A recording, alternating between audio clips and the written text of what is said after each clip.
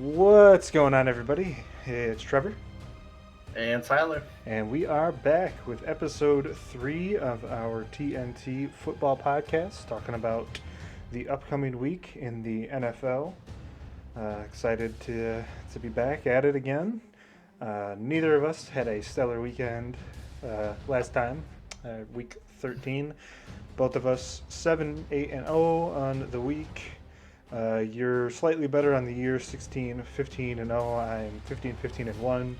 So definitely not what you're looking. Computer crushed it though. 8, 4, and 0 on the season. Oh 17, wow. 9, and 1. It is it's tearing apart. So if that's not including any units. Obviously the 3 unit play, Arizona lost, and the 2 unit play with Houston lost. But just thinking about that, if you were just to go like, basically put in the money that you kind of do every week after you win, you'd be up like 80% so far on the year, which is nuts. Don't know what that works out to over a full season. Um, Gosh, what is that? A lot. A lot. Yeah. Just doing the math off to the side here. It's like 100% over the season, I think. I could be doing the math wrong, but basically not quite doubling in 16 weeks. Yeah, that makes sense. Like I mean, it's better like than most stock, retirement funds. I'll say yeah, that. yeah, you'd be crushing it. But that's last week. We're on to this week. So you may have noticed, obviously, we're not doing Thursday game this week. Uh, just we enjoy recording these, but they do take quite a while. So we're just starting with the Sunday, Monday games this week. So Yep.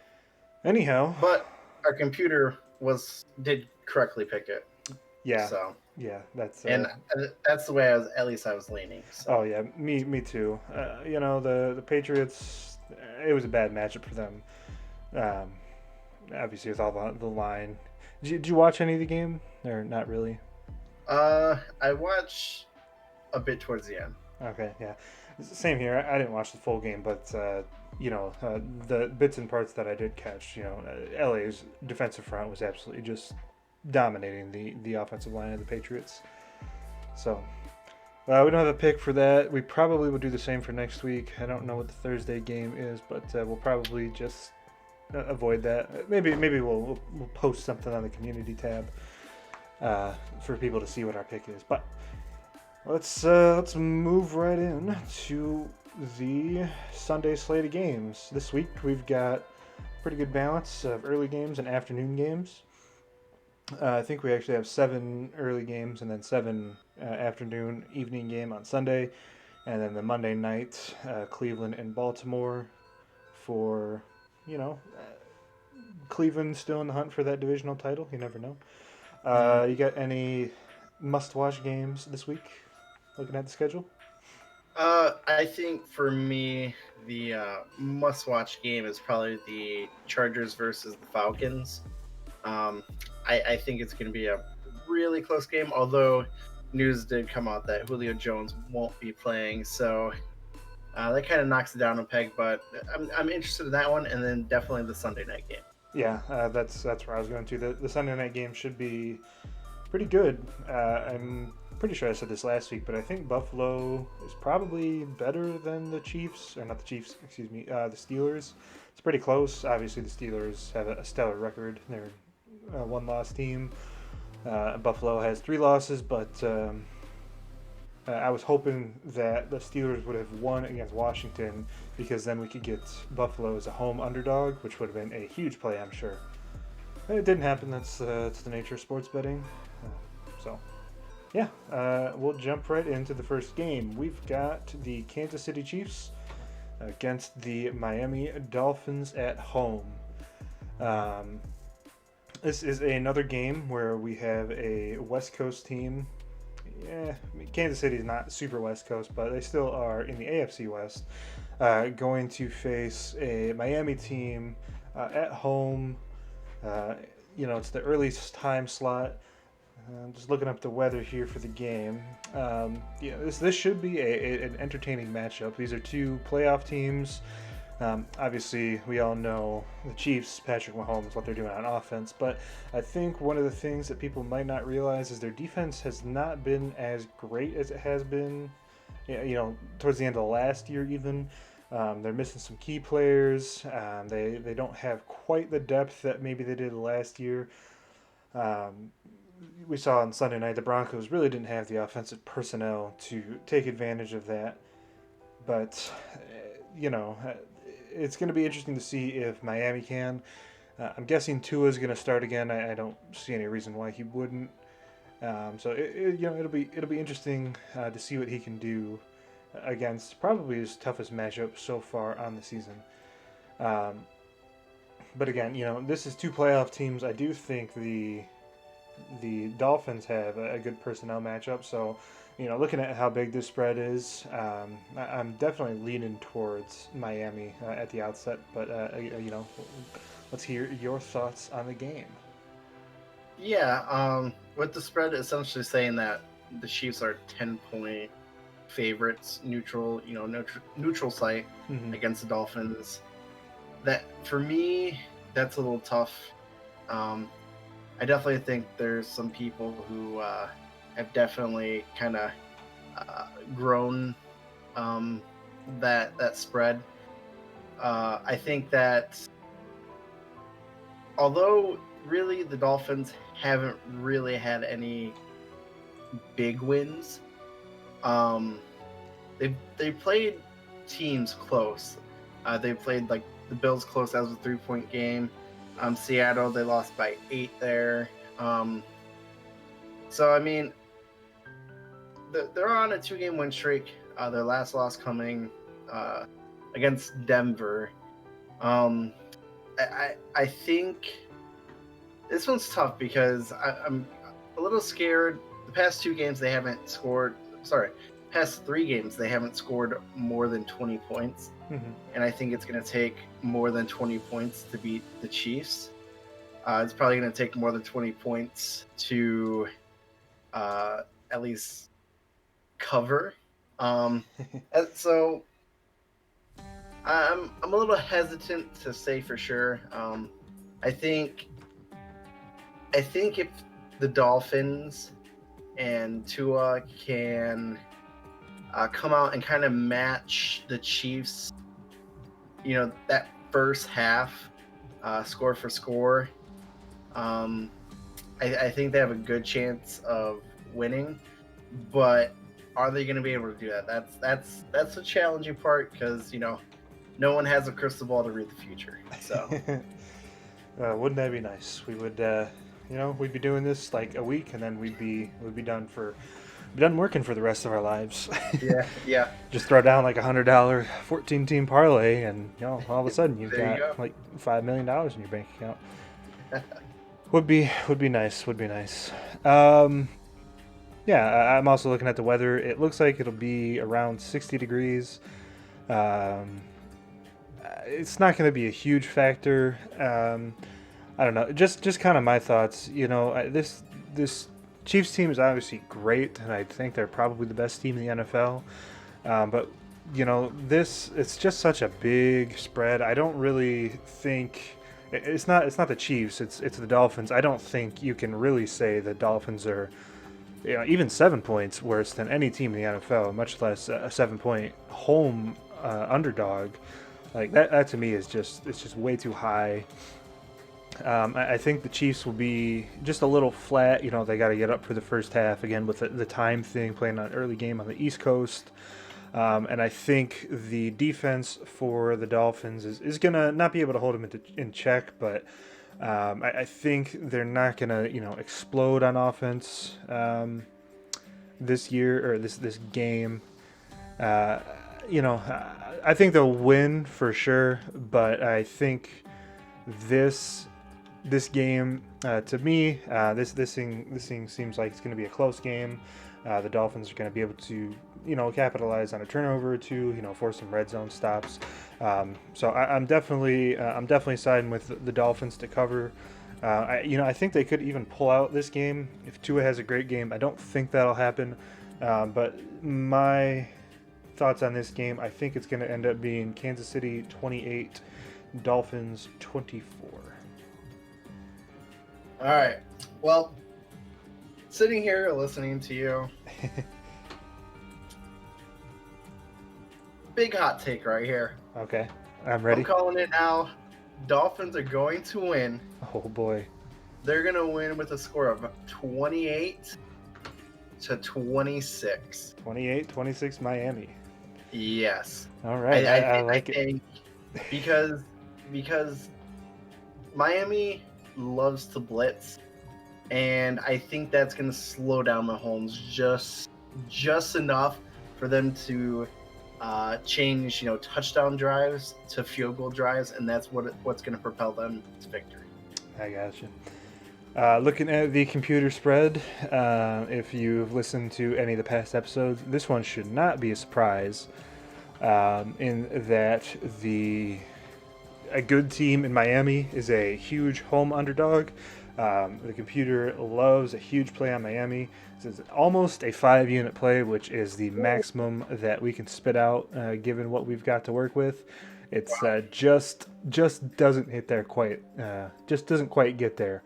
But it is also on the Dolphins to cover, and that's a 4-unit play right there. So. Wow. Okay. I don't know. This is a case, I think, of the public perception of the Chiefs is obviously everybody knows they're great. So how are they not going to, beat a team by more than 7 points? But we don't think Very that. We'll see what happens. So. All right, and I guess on to our next game, which is the Tennessee Titans going to Jacksonville to play the Jaguars. This one is right now it's 7.5 for the Titans as I try to find it. So after seeing the Jaguars play, because they played Minnesota, correct? Yes. It's an overtime game that they I believe we watched a majority of that game. Mm-hmm. Gotta say, I was kind of impressed with Mike Glennon after everything I said about him last week. It's just one of those things where the quarterbacks just, I guess, become better than they were in Chicago. It looked like a different guy. But so looking at this game, obviously you have 2 rushing attacks that have been pretty good this season. You have Derrick Henry leading the Titans with 1,300 yards, and then you have James Robinson, in the running for Rookie of the Year, I would say, with almost 1,000 yards in 12 games. Jacksonville is coming off of that overtime loss, just like we had mentioned before, and the Titans are coming off of a loss against Cleveland. Jacksonville's defense is not very good. I think Derrick Henry is going to get going. And I think this is a game that Tennessee needs to... I feel it's a must-win for them, just because they're coming off of a loss from Cleveland.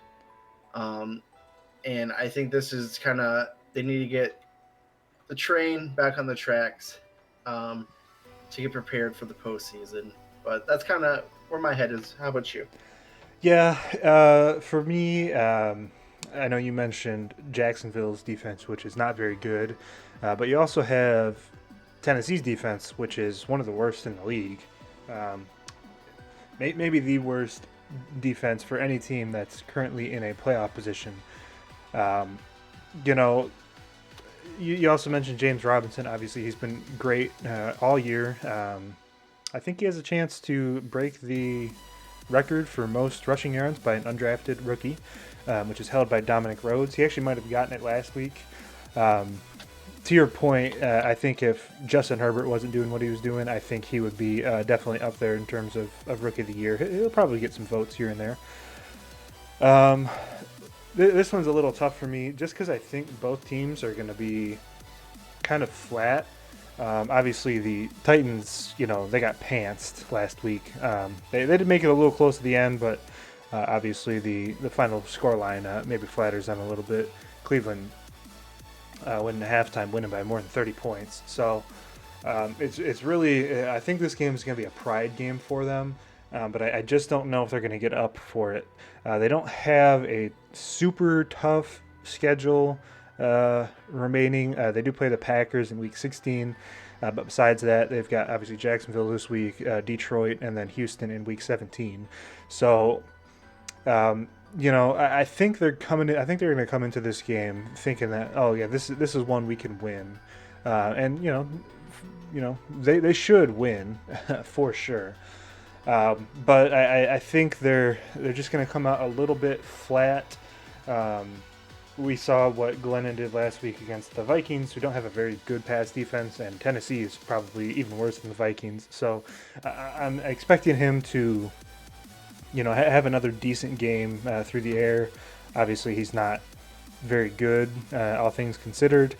But I believe he'll have all his wide receivers back potentially. I don't see the most up-to-date injury report, but I believe DJ Chark played last week. So I don't really have any reason to believe he won't play.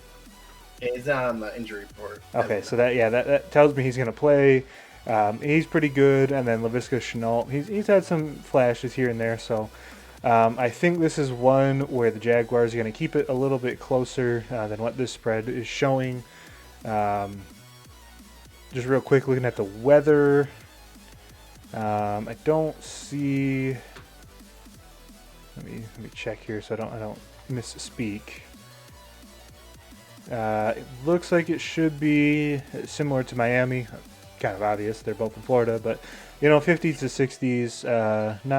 Not too much precipitation that should really occur. So I don't know.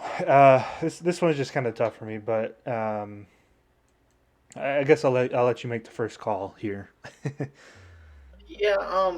Looking at the injury report for the Titans, looks like they have 3 cornerbacks either out or recently put on injured reserve. And we saw what Mike Glennon did last week. You're making an already bad defense even worse. You also have a questionable in the form of Derek Robertson, a linebacker for Tennessee. I think that if Jacksonville does win another game, it could be this one. But I still think Tennessee is going to pull it out in the end. It's going to be close, and I'm going to go with Tennessee winning with the score of, let's go score of 24-20.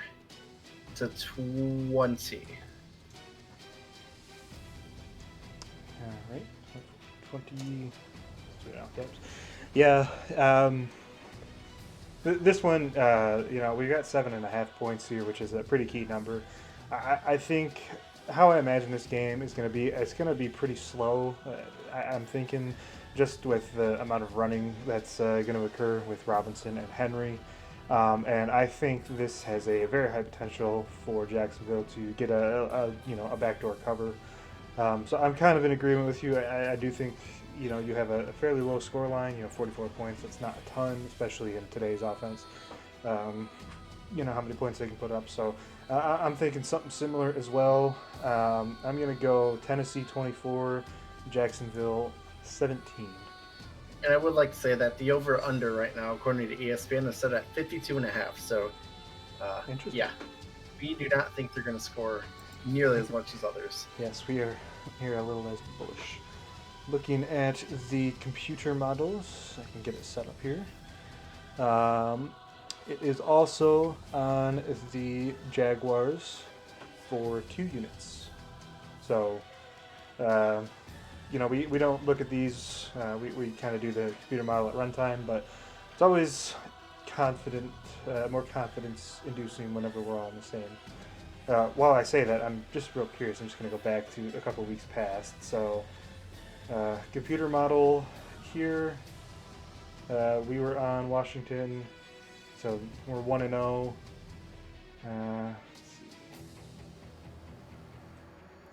This one we missed. This one we missed. I didn't have a great setup on this one. So that's 1-2. So I guess it's 1-2 when we were all in agreement week 1. Week 2, let's see, it's 1-0. Nothing, nothing, nothing. 1-1. 1-2. 2-2.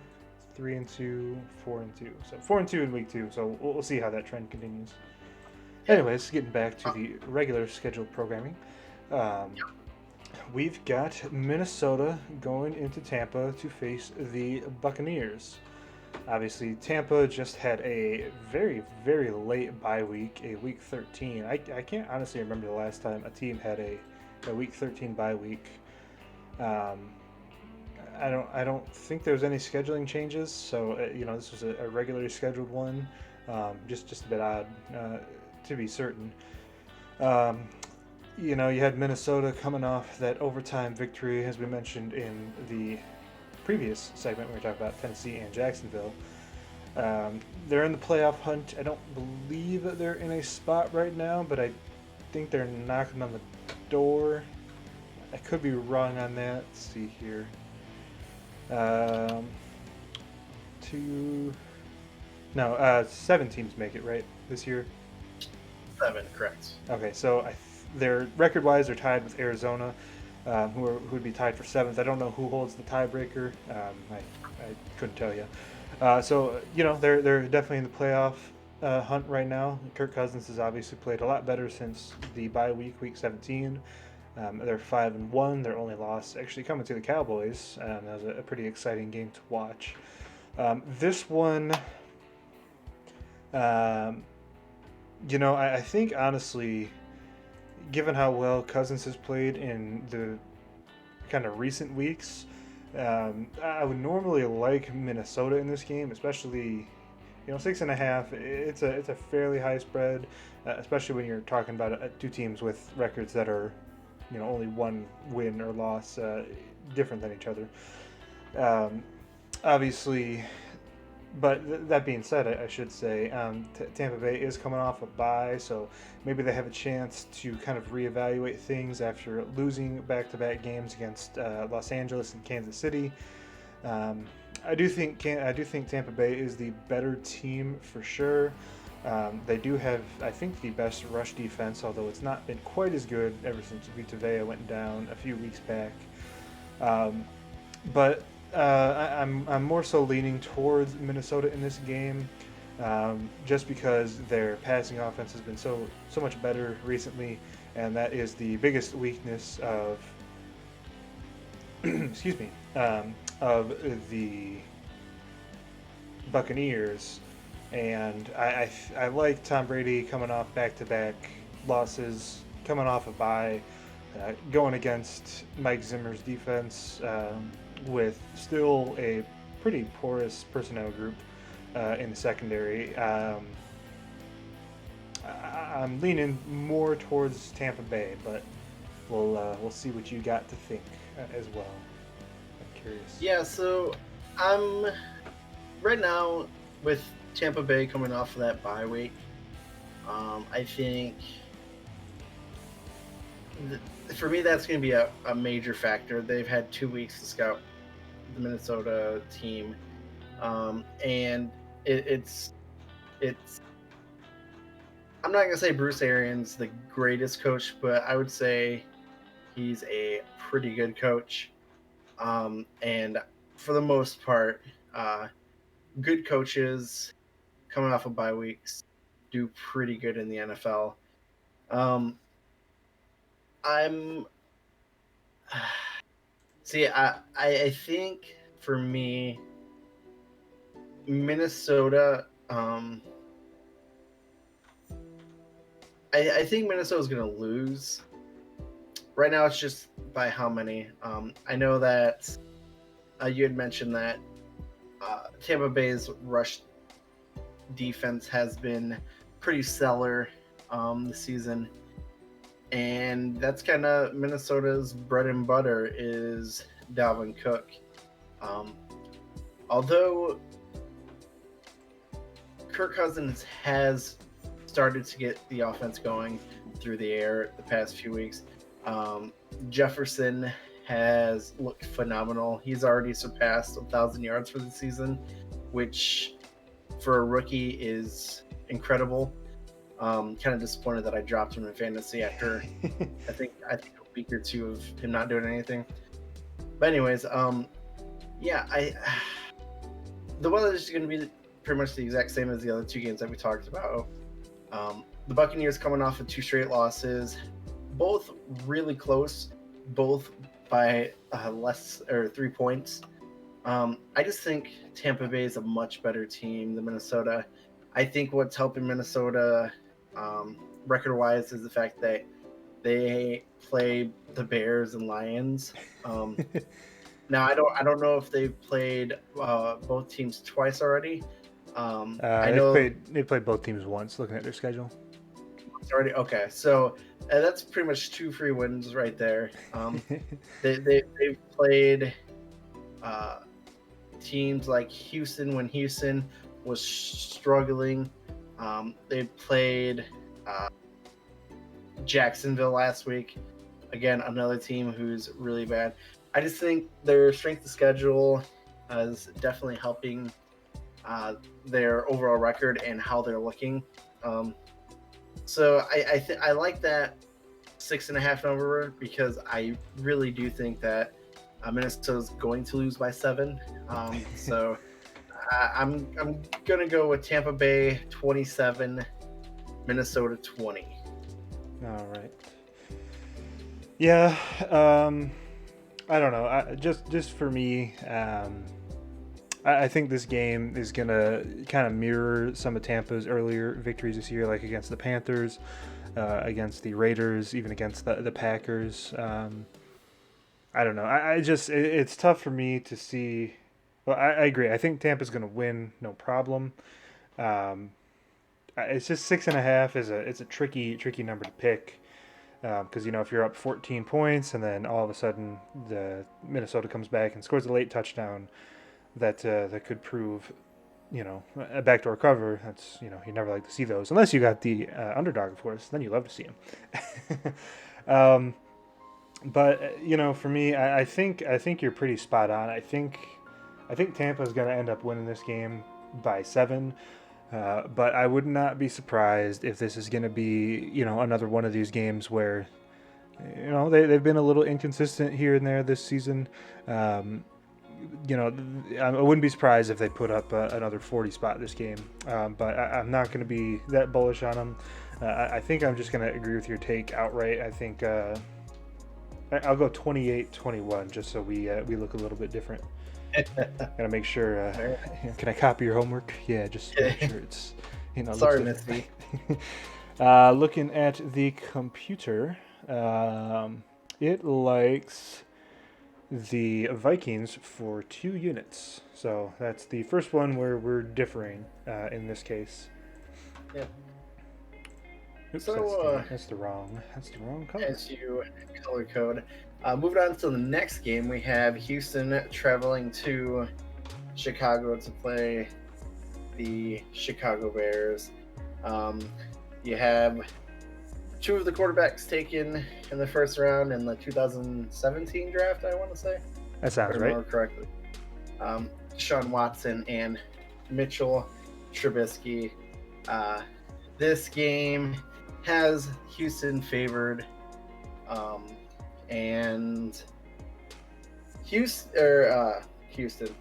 Deshaun Watson has looked very good the past 2 weeks.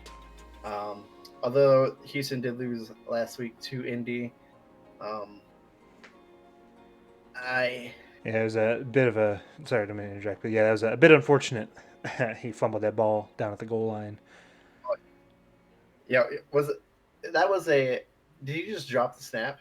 I think it was a low snap around his feet or something like that. I don't remember the exact play, but I think that's kind of what happened.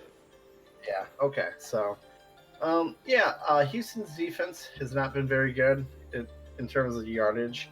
Uh, the Bears' offense has not been good in terms of yardage or scoring points for that matter. Um, these two teams, um, had, one one has a good defense, one has a good offense. And we're talking about an offense who really doesn't have a true number one receiver either in Houston, but they're still, for the most part, putting up a decent amount of points.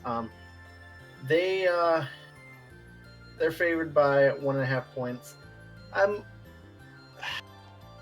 As a Bears fan, it's hard to be, uh, I guess, not show my favoritism, but at the same time, the Bears have just absolutely crapped the bed. They've lost 6 straight games, I want to say. Um, right now, I'm definitely leaning towards Houston winning and possibly pretty big. But I'll let you speak your mind next. So. Sure. Uh, yeah. So my kind of thoughts on this, obviously, Houston and Chicago. I would say neither of them really have a whole lot to play for at this point. Um, the key for me, I think, in this game is that Chicago, they're still technically in a playoff spot. Nagy and the rest of the Bears brass are kind of, holding on for dear life at this point. So I think this is one of the games where they're going to throw all their chips in the table. Pull out all the stops, other various metaphors where teams are really trying their best to win. I think this is a pride game for the Bears defense. Obviously, they've given up 34 and 41 points in back-to-back games. I think that's partially due to Mac and Akeem Hicks being, limited in practice, not getting that practice time in. But again, neither of these teams have a whole lot to play for. Maybe this is where Watson starts to play a little bit more conservatively. He wants to make sure he doesn't get hurt towards the end of the year. Maybe he doesn't reach for that first down. Maybe he goes out of bounds, 3 yards short. Or maybe he, throws the 6 yard out instead of throwing the post over the middle when you got one-on-one coverage with the safety or something like that. Obviously, these guys are great competitors, so I'm not saying they're not going to be competitive or anything like that. But I think this is kind of the time of year where, especially coming off the loss at the Colts, where they could have won, improved their record to 5-7, and maybe had an outside shot at a playoff spot. I think they're going to be more. They're going to be less mentally focused than they would have been if they happen to win, especially due to the fact that they got the Colts the week after this, and then a couple of Cincinnati and Tennessee to finish out the year. So, I think for me, I'll make the first call on this game. I think this is actually a game where Chicago is going to win the game. Which means they're going to cover. But I think it's going to be close. I did like a little bit more what I saw of Chicago's offense. They didn't really do much in the second half, but I don't think that the Houston Texans have, really adjusted very well in their games either. So I'm going to take Chicago straight up, but I do think this one's going to be fairly close. I'm going to go Chicago 24, Houston 23. Okay. Yeah, and with Chicago, they are in the playoff hunt, like you were mentioning. I know that pretty much Mitchell Trubisky is playing for a job next year, whoever that is. So maybe that's a little bit of extra motivation for him. I mean, ideally, I would love the Bears to just lose the next 3 games. No, yeah, 4 games, sorry. and just finished 5-11. But I think just like you mentioned, their offense is slowly improving, even though it's nowhere near average. Eh, I'm gonna lean kind of with you. I'm gonna go Chicago 20, Houston 17. Um, I do want to make sure everyone is aware that Cleomac is questionable, but he did practice. And the starting slot corner, Buster Screen, has officially been ruled out. But at this point, I don't even know who Watson's throwing the ball to, so it doesn't matter. I don't Yeah. know. I don't know. I know Kiki QT is playing a little bit now, and I think they still have Kenny Stills. Is he on there? I don't know. Yeah, Yeah, I have no you're idea. spot on. I honestly don't know anybody in their receiving core. The computer will pull up my model here. It is also on the Bears this game for 3 units. So Oh wow. a Okay. lot of early underdogs is what we're Yeah. expecting here on Sunday. Next game. Should be interesting. Yeah. Next game we have Arizona traveling to face the New York Giants. Arizona coming off of that defeat against the Rams. They have lost 3 straight. Giants coming off their win against Seattle, winning 4 straight. Right now, I believe the Giants are in the lead of the NFC East. Am I I correct? think Washington has the tiebreaker. I'm just Okay. looking at Okay. I'm looking at Football Reference. Um, although the Giants, no, I guess the Giants would because they beat Washington both times. So I don't Yeah. remember exactly how tiebreakers work in the NFL, but I would imagine if you've won both your games against the same team, you would probably get in over them. Yeah. I'd assume so. So yeah. This that is where the Giants were early in the season, losing Saquon. They definitely turned the ship around. Um, so and Arizona recently has definitely uh, gone downhill. I thought Arizona, because I want to say they started what like 5-2 or something like that, and I thought they were going to be an 8-4 team by now, but that is not the case. Looking at the injury report, we have 2 secondary members for the Cardinals already listed as out. And on Giants, it looks like you just have a few who are questionable. The big one being Daniel Jones. He is questionable, but I want to say if he's listed as questionable, he's probably going to play just because they are, making that playoff push right now. So, uh, what are you thinking for this game? Yeah, so I'm looking here, and it does look like Daniel Jones will play in this game. That's what he's told the media, anyhow. Even if he's not going to be at 100% by his own self-analysis or what have you. Um, I don't know. I think Joe Judge I think he's a very good head coach.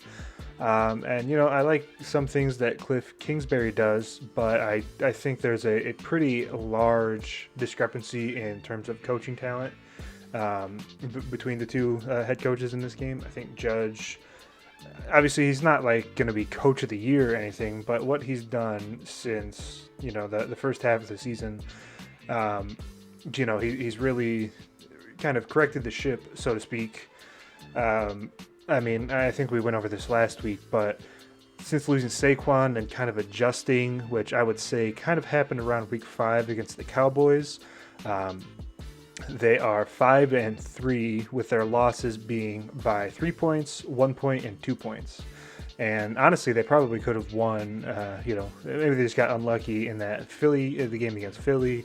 They even had a shot to pull it out against Tampa Bay. So um, this is a situation where you got one team, riding the high of a victory over a West Coast team in the Seahawks. But for me, I and then you got Arizona 3-game losing streak, including, it's all been losses to playoff teams or teams that are in the hunt. So it's going to be an interesting game, and I actually have this a little bit backwards now that I look about it. Arizona is actually on the road. I was wondering.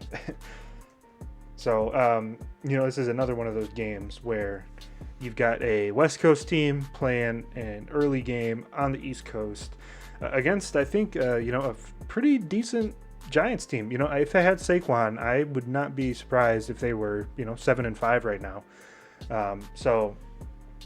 For me, I think, we kind of saw it last week. Some of the West Coast teams, you had Vegas kind of struggling against the Jets. I think that was the only one that week. And then 2 weeks ago, you had Arizona, even though they did end up covering, I think. I can't remember. No. That was New England when they kicked that walk-off field goal. And then Vegas got housed, and then Buffalo, I'm pretty sure, also covered against the Chargers. So for me, I think this is one where the Giants, I think they're actually going to win outright here. I think they're gonna climb to 6-7, and Arizona's going to fall to 6-7. It's really just a matter of how well Daniel Jones is going to be. If he's like 90%, that's obviously best for him. But I think the Giants are going to pull this one out. I'm going to say Giants 27, Cardinals 23. Yeah, and just looking at like the points that the Giants have been holding their opponents to, the last 4 games they've held their opponents to 20 points or less. Granted, they have played 2 NFC East teams, the Bengals, but Seattle holding them to 12 points. That's a pretty big accomplishment. And you go to their losses too. For the most part, they've all been close. Tampa Bay by 2 points, Philly by 1. And then you kind of have the early season where they lost Saquon. Those are kind of outliers, I would say. I mean, yeah, like you said, since they've kind of changed things up, that Dallas game where they scored 34 points against Dallas, they definitely have kind of found the groove. I'm definitely leaning the way you are. I don't think Arizona is going to be able to kind of wake up in the first half and put many points on the board. I think the Giants are going to get out to, I'm not going to say a gigantic lead, but they're going to have a lead, and I think they're going to hold on to it. So I'm going to go with the Giants winning. I'm going to say Giants 24, Arizona 14. Whew. Not very bullish on the Cardinals this week, huh? They did look pretty poor last week. I gotta say that. I just think them going to the East Coast too is another factor, So Mm-hmm. yeah. Yeah. I'm just looking here out of curiosity. The 2 games they've played. No, the 3 games they've played in the 1:00 slot. They played New England, they played Carolina, and they've played the Jets. Obviously, the Jets are what the Jets are, so you can kind of throw that one out the window. But in those other 2 games, they scored 17 and 21, and that's probably going to be about where they're going to end up in this game. And I like the Giants well enough. They're probably going to put up at least 17 points, so that puts them right at this, real close to the -3. So looking at the model, again, this is a huge play on the Giants for 4 units. So we've got a lot of big plays this week. I'll tell you that much. Should be interesting to see what the model shows at the back half. But right now it's 5 for 5 on underdogs to cover. Yeah. Although. All right. I think we actually had a week like that before we started doing this, where that was the case, where I think like 6 or 7 early games the underdog covered. So we'll see. We'll see what happens this Sunday. Yeah. So the next game we have Cincinnati going to play Dallas. Both teams have struggled this year. Bengals losing their starting quarterback, and Dallas losing their starting quarterback. let's see. For um, the Bengals, they lost to Miami last week, whereas the Cowboys lost to Baltimore. Um, both teams are on the losing streak. Bengals not winning since the first day in November against Tennessee. Since then, they have struggled offensively. The biggest game was against the Giants, where they scored 17 points. The other three games, they have scored 10 or less. To your point, just I do believe one of those touchdowns was a defensive touchdown as well. So they haven't put up. I'm pretty sure that's the case. Yeah. Okay. Well, so offensively, 10 points or less, it seems like, whereas the Cowboys, they have their problem is giving up way too many points. Giving up 34 to Baltimore, 41 against Washington, even 28 to Minnesota. Their defense is not very good. And I think a problem with that is that their offense struggles. They seem like a boom or bust type of offense where it's either a big play, kind of, they don't get many first downs because it's a big play or it's a 3-and-out. And their defense is just out there so much, and the defense is already poor, so that just leads to them giving up more and more points. I think this game is actually going to be pretty close, just like the spread suggests. Looking at the injury report, it seems like recently the Bengals put one of their offensive tackles on IR. They put Joe Mixon on IR. I don't know if that was recent or not. The Cowboys just put another offensive tackle on the injured reserve. I'm pretty sure their entire injured reserve is just filled up with offensive linemen, including, I just see their center as well. Man, that team is depleted. I'm leaning towards Cincinnati winning, just because Dallas is just like Swiss cheese right now. Right now, they are probably just, on the street pulling guys in to find a place on their offensive line. Luckily, Cincinnati hasn't had to do that, but their offensive line is so poor. But right now, I'm leaning towards Cincinnati winning, but I'd like to hear what you have to say. Yeah. So we've got this is one of the key differences in spreads that I'm looking at here. I've got 3.5. You've got 3. Yeah, just kind of thinking about it, I do think these teams, given the states of where they're at, they are pretty similar. So I, just thinking about it, I think probably the most likely outcome is Dallas winning by a field goal, maybe 4 points. So it's, we're towing the line there. Both of these teams, you just say it, they both suck. I think, I'm a longtime Packer fan, so I know Mike McCarthy pretty well, and he's just not a very good coach at this stage in his career. The game has passed him by. I think you've seen that. They were able to get up for the Minnesota game, but they did have an extra week because they were coming off a bye. But ever since Dak went down, it's 10 points, 3 points, 9 points. They just haven't broken 20 except for the game where they had the bye.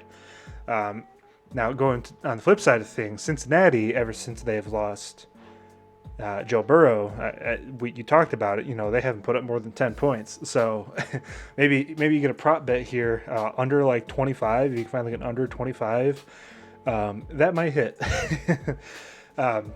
I don't know. This game, you do have the added layer of Andy Dalton coming back to face his former team in Cincinnati, although it is in Dallas, so maybe not as much of a factor as you might otherwise think.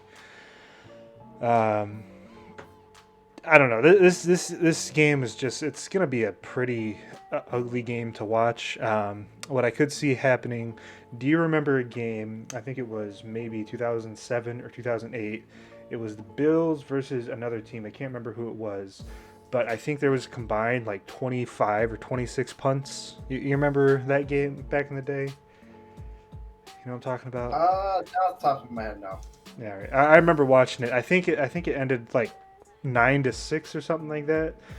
It was just an ugly game. I see that happening again. Now, both of these teams' defenses are obviously not good either. So, if anything, I think Cincinnati has a chance to put up some points. But I don't know.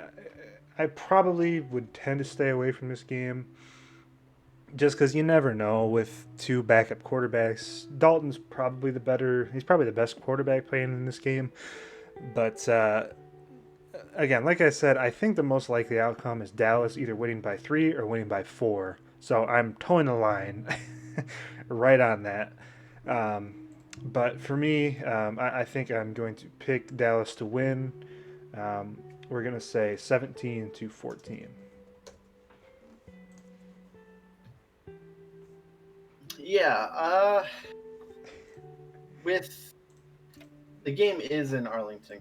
Oh, see, I have it as it's a home game for Cincinnati. Is it a home game for Cincinnati? Okay, that's a good Correct. catch. Good catch. Um, and with that, I think that you know that that's saying the Cowboys are 6 point better than Cincinnati, which I just don't see right now. Maybe in the beginning of the season, but right now there's no way. I think I'm gonna go Cincinnati winning. I think Cincinnati wins probably 17-14. All right. So same score, just flips. I got you. So then that would be a push for you. Um, if you're me, if you have my spread, you would want to That take. that would not be a push, because Oh, sorry, right sorry, now sorry. Dallas is That's a good point. I was thinking. I saw 3. You said 3, and I'm like, ah. So something looks wrong, but I think I got that correct. mine's the underdog, so mine would be green, correct? No, Or it's red. And I'm also okay, picking the underdog because I have 3.5. So if I were to pick okay, Dallas with this score, that would be a push for me. So okay, yep, I yep, think I got okay, it straight. Um, I'm just getting a little confused. Just putting all these in, and I tend to I do yeah. the So favorites, and I always like to put the favorite on the right side just because it feels more natural. But so it's a yep, good catch. Yeah, I just there's one other element in this game. From what I am reading, it is looking like this is one of the games this week where a lot of money might be coming in on Dallas. Um, so whenever you have the public backing a road favorite, especially when it's a bad road favorite, um, that's you generally want to go against the public on that side of things. Not always, but usually I think you win out in the long term. And then the only other thing I can think of for this game that it probably bears mentioning is this game was flexed out of the 3 o'clock slot into the 12 o'clock slot. I don't think that'll be a huge deal, but it's maybe something to take into consideration. Looking at the computer model, it is another huge play. It has Cincinnati, if I could type in the proper position, for 4 units. So, not even halfway, and we're already above our unit play from last week. yep, not quite week 1, but we'll definitely get there. We've still got like half the games left, and I'm sure. Yeah, we've got another 2 huge road favorites in Green Bay and New Orleans that we have to consider yet. So it will be interesting. Moving on to Carolina and Denver. I believe Carolina, yeah, they had a bye week this past week. Denver obviously lost to the Kansas City Chiefs on Sunday night. They kept it close, but they couldn't win out in the end. Um, kind of thinking about this game, I think there's a pretty big gap in terms of coaching. I think Matt Rule, if if he had a couple games go his way that haven't gone his way this season, he could be up there for a coach of the year candidate. Out of all the rookie coaches, him, Joe Judge, and I'm sure there's a few that I can't think of off the top of my head, but he's been really, really, really good, I think. And I think Carolina is really set up for success long term if they can find a good quarterback. Now, Denver, they have a pretty good rush offense whenever they stick to giving the ball to the hot running back. They have two pretty good ones in Melvin Gordon and Philip Lindsay. It's really a matter of, okay, if one guy is busting off, 5-6 yards to carry, are they going to stick with him, or are they going to kind of do what they did last week where they went away from the hot hand? I believe that was Philip Lindsay last game. We kind of all know what Drew Lock is. He's a wildly inconsistent quarterback that has talent, but this is a game where neither team is really playing for anything. But given kind of the situation with Carolina coming off the bye week, Denver, another West Coast team coming in to the East Coast playing an early game, you got three huge factors working against them. So you got the early game for a West Coast team, you've got the deflating loss on Sunday night, and you've got Carolina coming off a bye. Everything to me in this game screams that Carolina is going to win big time, similar to how they took care of Detroit a couple weeks back. But I want to see what you got before I throw my prediction out there. Yeah, I'm in agreement that Carolina is definitely better than what their record says. I think, fundamentally speaking, they are pretty sound. They do what they're good at well, and as opposed to Denver, who, granted, last week they actually had a quarterback, thank goodness. And the before they didn't. Now, they hung in there with KC. I don't know about hung in there, sorry. They kept the final close. That's what I'll say. And I think that Vic Fangio is a defensive coach. I think he prides himself on definitely at least keeping the score as close as possible. I think that Carolina could win by 7 points. That's kind of the upper limit in my opinion. DJ Moore has officially been listed as out, and that hurts the team. He was their leading receiver.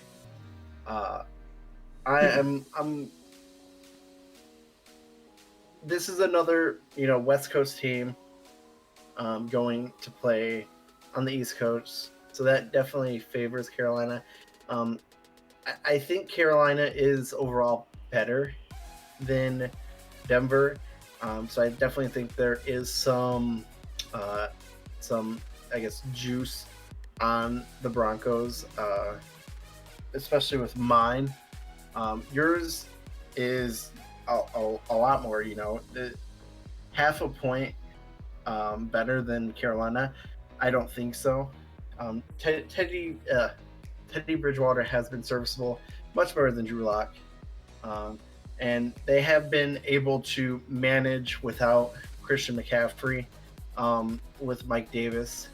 And I definitely think that I'm not sure if he's going to play. I don't see him on the injury report right now. You're talking McCaffrey? McCaffrey, yeah. I believe he has been ruled out. Ruled out? Okay. I think I read that earlier today, yeah. Gotcha. Yeah, so if he does play, I feel even safer with the bet. Whereas if he doesn't, I still feel comfortable, but not as much as if he would play. I'm going to go with Carolina winning at home. I think the score is going to be 24-20 Carolina. being able to cover. I think that Denver is going to give them a run for their money. And I think it's going to come down to the last possession for sure. All right. I'm also reading. It looks like AJ Boye and Bryce Callahan, who are the Broncos' number 1 and number 2 corners, are out. I know you mentioned DJ Moore, so if you can get, if he ended up playing and he got the spread, I think you're very happy with this. But they still have Robbie Anderson and they still have a couple other guys. I don't know. I just I don't see. I think Carolina is gonna end up winning this one even more comfortably than you are. The one thing that's nice for me is I got 2.5 points. So if Carolina wins by a field goal, obviously I'm very happy with that. And I think, like you said, this spread kind of tells me that, okay, Carolina's a half a point worse than Denver. I don't agree with that assessment at all. So I'm going similar. I'm a little more bullish on Carolina, and I think Denver's gonna be pretty flat. So I'm gonna go Carolina 24, Denver 10. And I would like to say I'm looking on ESPN, and right now I guess Moore is on the COVID list. Okay. And it says it's unlikely, but that still means there is a possible chance he could very well play, even though I don't know how well he would do with no practice this week. There's still an outside chance. So. Sure. I wonder, I don't really feel like looking into this, but I wonder if he got any practice the week prior, because obviously they had a bye. But that's maybe you can take it into account, but I don't really think it's going to be a difference. Looking at the computer model is also on Carolina, just for a single unit this time. So we are basically in agreement, which I don't know if I would feel good about that or if I feel bad about that. It's kind of scary. We'll have to assess once we get to the end of the program here. So moving on now, we've got the New York Jets facing the Seattle Seahawks in Seattle. We've got ourselves the biggest line of the week, the only double-digit line, 13.5 points on both sides. Obviously, everybody knows how the Jets lost last week.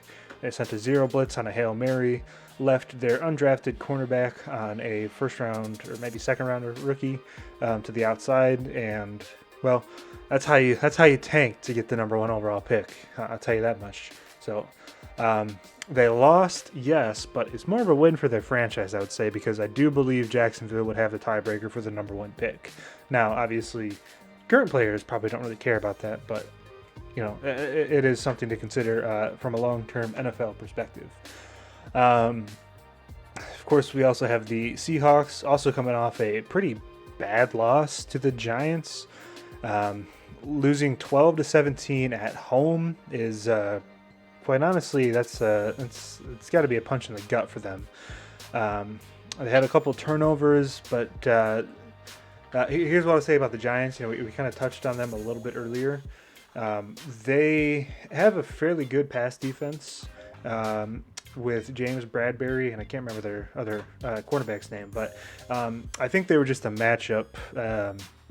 poor matchup for the Seahawks. So I don't think anybody out there is ever going to say that the Seahawks are not going to win this game, because 99 times out of 100, I'm taking the the Seahawks, and probably 100 times out of the 100, if I'm being honest, I'm taking the Seahawks to win this game.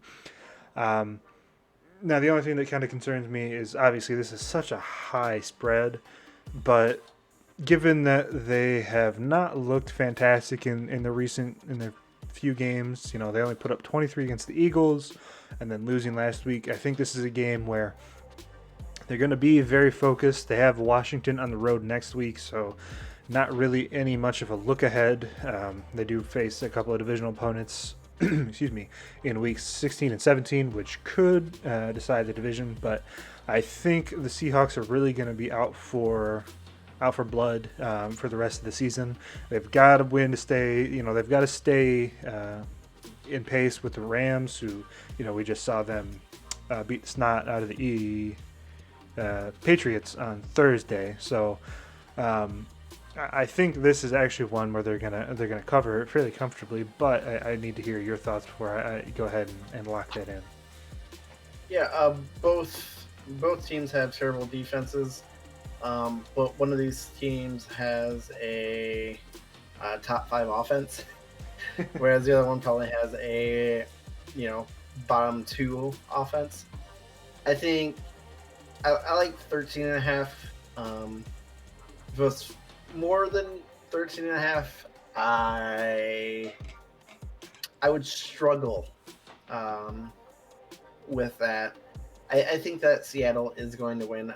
Just like you, I would pick Seattle, 100 times out of 100. Um, I, Looking at the Jets injury report, they have some injuries on defense, which is just going to make it even worse for them um, to try to stop Seattle's machine. Um, it looks like offensively, though, the Seahawks have lost in offense attack. I'm not sure if he's starting or not. Jamarco Jones.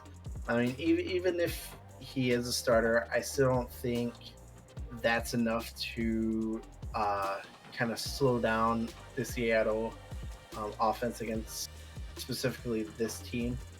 Um, yeah, so I'm just gonna go for it. I think Seattle's gonna come out. They still are in the running for their division title. I think Seattle's gonna win. I'm gonna go with Seattle 34, New York Jets 13. All right. Yeah. Another thing while you were going over your thoughts on the game, it does look like Quentin Dunbar is back. I believe the free safety for the Seahawks. It might be a corner. I know he's a defensive back. And it appears that Denzel Mims, I guess we'll call him a standout rookie receiver for the Jets, might not play. Um, it does look like he's not playing, so there's some extra added benefits, for taking the Seahawks in this game. The real thing is, with this 13 and a half point spread, it's just such a big number. But one thing to consider is I think this spread would probably be up in the, I don't know, 17, 18 range potentially if the Seahawks took care of business last week and the Jets were not as, not playing a Vegas team that was, coming off a pretty big defeat and playing early on Sunday afternoon. Um, so that to me that means that we're getting a little bit of value with the Seahawks on this line. But you like our thoughts on kind of these lines where anytime you get over 10 and a half points for a favorite, I tend to just stay away from that. It's not something I'm interested in betting. There's other games where you have value in, but I'm also in agreement. I think Seattle's going to jump out to a huge lead. I think they might put up 24, 28 points in the first half and then just kind of coast for the rest of the game. But I'm going to take Seattle 35 and New York 13. Not New York Jets to win. So we're both on the favorite there. Looking at the computer model, it is also on the Seahawks for a unit. Although, again, like I said, this is a 10 plus point spread, which you tend to just stay away from. I might not bet this game. We'll see. We'll see what happens. So, All right, moving on, we have Indy playing Las Vegas. Like you had just mentioned earlier, the Raiders are coming off that last-second victory against the Jets, and the Colts are coming off of a division win against Houston. Um, surprisingly, the um, surprisingly, the Raiders have looked pretty good most of the season. I thought that they were going to be um, maybe not so much in the play. I thought they were going to be more around 500 rather than 7-5 at this point. I think they'd be 6-6, 5-7. But um, yeah, looking at the injury report, it looks like the Raiders have some questionables. Two defensive backs. They're starting safety Jonathan Abram. And then they also have another safety as out, Jeff Heath. Again, not sure if he's starting or not. Josh Jacobs, who did miss last game for sure, I want to say, is still questionable. And his replacement did not get very much going. I believe he averaged 3 yards a carry, whereas Josh Jacobs has absolutely been killing it, averaging almost 4 yards a carry.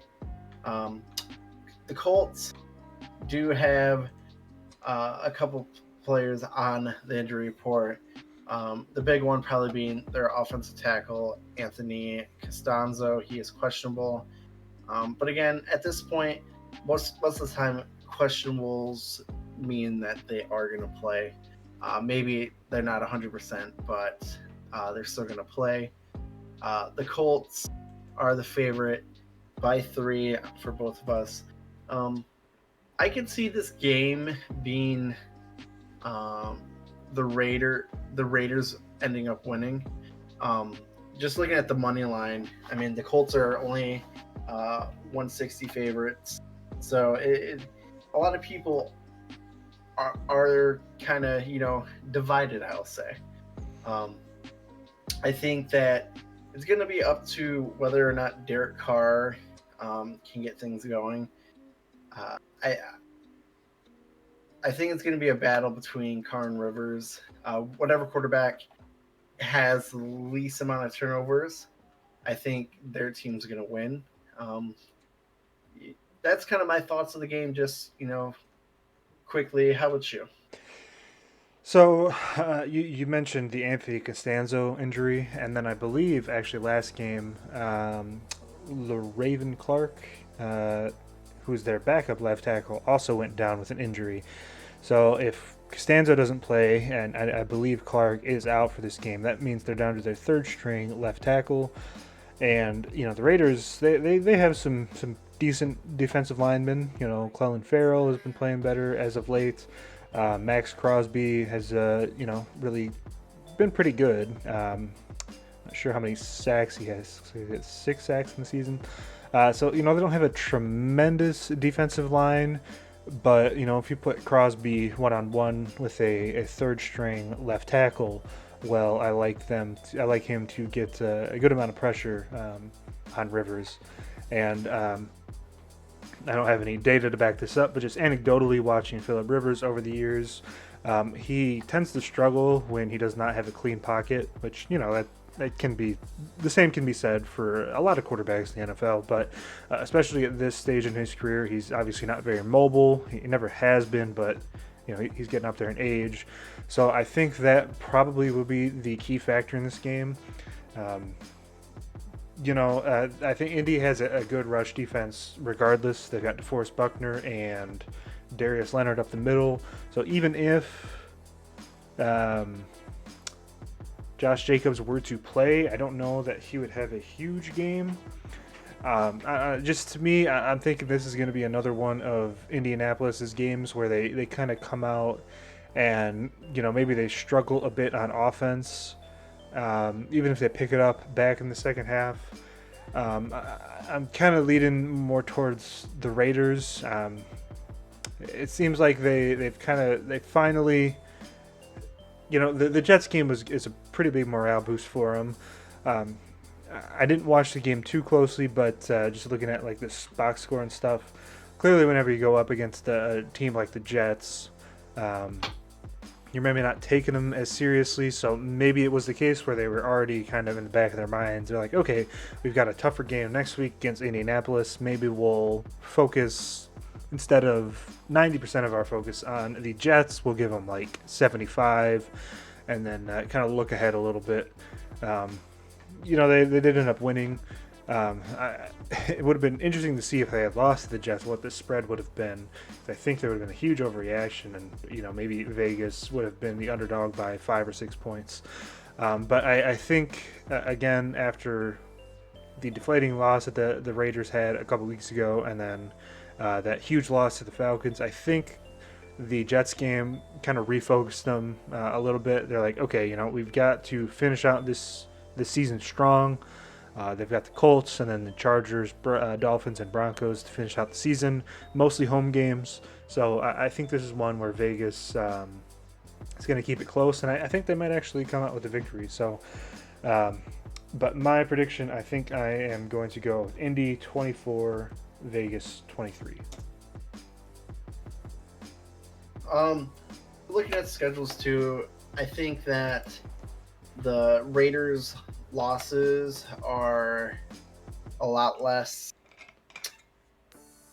maybe not embarrassing, but they've lost to better teams. Big one for me is that the Colts lost to Jacksonville. Granted, they lost to Cleveland, Baltimore, and Tennessee as well. The Raiders have lost to New England, Buffalo, Tampa Bay, Kansas City, and Atlanta. And at the same time, I think the Raiders' wins have been more impressive. We're talking New Orleans, Kansas City, Cleveland, the Chargers, who I think are a lot better just because of Justin Herbert. And I think that the Raiders are going to pull this one off. I'm going to go that the Raiders are going to win with a score of, let's go 28-24. That's Vegas, correct? Yep. Okay. Yeah, looking at the computer model for this one. And I want to reiterate, I swear we did not look at the model at all before we went into this. But it's also on the Raiders for 3 units. Wow. So that's impressive. Maybe we are just adjusting to what we think the model should be. Yeah. And we're like, oh yeah, this team, that team, this team. So, well, that'll be an interesting one. I'm curious to see how Vegas is going to play. Out of all the afternoon games, obviously I'm going to be watching the Packers game because I'm a Packer fan, but this one is definitely the AFC highlight for me. New Orleans and Philly could be interesting as well, but at least on the AFC side, this one should be an entertaining matchup, I think. Moving on to Green Bay at Detroit. So Green Bay, obviously, coming off a couple of back-to-back wins after their loss to the Colts in overtime. They obviously we all saw what they did to the Bears, and then the Eagles. Their pass rush just absolutely decimated the depleted Philadelphia line. I don't know if it was more of a case of the Packers pass rush being that good, or if it's just that the Eagles offensive line is just horrendous this year with all the injuries that they suffered and whatnot. They still took care of business. And then we also have Detroit, who obviously pulled off the upset. If you can call it an upset, I don't know. Pulled out the victory, we'll say, against Chicago in a comeback that, for being honest, was really more about the Bears capsizing than the Lions winning. They took advantage of some poor play calling, especially that third down late in the game where they got the strip sack. But I think the Bears, if they had a better coach that could make better adjustments, they probably pulled that game out. Excuse me. Allen Robinson, of course, got what I did with him. But that being said, Stafford has definitely played a lot better since that Carolina game where his thumb was kind of bothering him, it appeared. He put up big numbers against the Chicago defense last week, 400 some odd passing yards against what should be a good defense. Kind of questionable about that, but and then it looks like DeAndre Swift will be back for this game. And if there's the biggest weakness on the Packers outside of their special teams is definitely their rush defense, which is honestly pretty terrible for what their team should be with the guys they have in the interior. So I think his return will be a big reason why the Lions should be able to keep this game close. I can't see them winning in this game just because their defense is not great. But I think this is going to be another one of those games where Rodgers, has a good first half, maybe 2 or 3 touchdowns, and then kind of later in the game they just kind of take their foot off the gas pedal and kind of gear up for their home stretch, even if they don't have the toughest of opponents. So, curious to see your thoughts, though. Yeah, I think that this number is, I'm not going to say it's inflated, but I think it's leaning a point and a half more than it should be towards Green Bay. I think with Detroit switching coaches, firing Matt Patricia, Thanksgiving weekend, I think that gave a morale boost for Detroit, and I think that was kind of why what happened in Chicago happened. It essentially their interim coach is playing, or is coaching essentially for kind of, hey, look what I can do, let me get this job, as well as the players are playing for kind of money at this point, because the season was looking like a lost cause. Granted, they are, I believe, a game out from the playoffs right now, game or two, whatever it is. But at the same time, Green Bay has had 2 very solid games recently. The thrashing against the Bears, and then the game against the Eagles. Now, again, it is both the Eagles and the Bears. So, I mean, it's kind of one of those, you're playing 2, bottom half of the league teams. You should win by a good margin. And I think that's going to carry over. I don't think switching coaches are going to have the same impact as it did last week for Detroit. I don't think they're going to keep it that close. Just looking at the injury report, Matthew Stafford is listed as questionable, and Jeff Okudah has officially been ruled out, as well as an offensive tackle, Crosby. I just think that Green Bay's defense is going to be too much for the Lions team to, I guess, score against. Because just like you mentioned, Detroit's defense has not been very good. And it's Aaron Rodgers is going to have a game.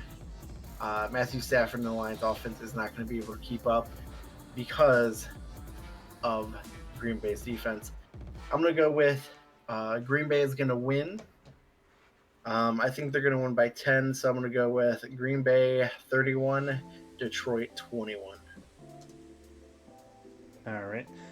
So this is going to be, I think, the first game of this week's picks that we're going to disagree on. I also think that Green Bay is going to win, but I think they're maybe just getting a little too much hype in national media right now. Obviously, Rodgers is balling out of his mind. He just threw his 400th touchdown, I believe, before throwing 100 interceptions, which is absolutely nuts, by the way. But I think Stafford's good enough that he'll be able to put some points up, and I think this is easily a game where you're going to see a backdoor cover. I would be surprised, to be honest, if there's not a backdoor cover in this game. But I think Green Bay should control it quite comfortably. Just Detroit, they're going to put up some points, and then they're going to score late to make this game a little bit closer than the score would maybe otherwise indicate. I know they did get beat pretty badly by the Packers in week 2, but week 2 versus week 14, It's a little different. Corey Linsley is also out for this game, I believe. Elgin Jenkins is going to slot right into center. I believe that's who's going to start anyway, and he's fine. So, but yeah, I think the coaching change happened at the right time. Detroit does have a downside shot at playoffs. I don't think they'll get there even if they win out. It'd be really tough. But yeah, I'm also going to go Green Bay 31, but I'm going to have the Lions putting up 24. How about?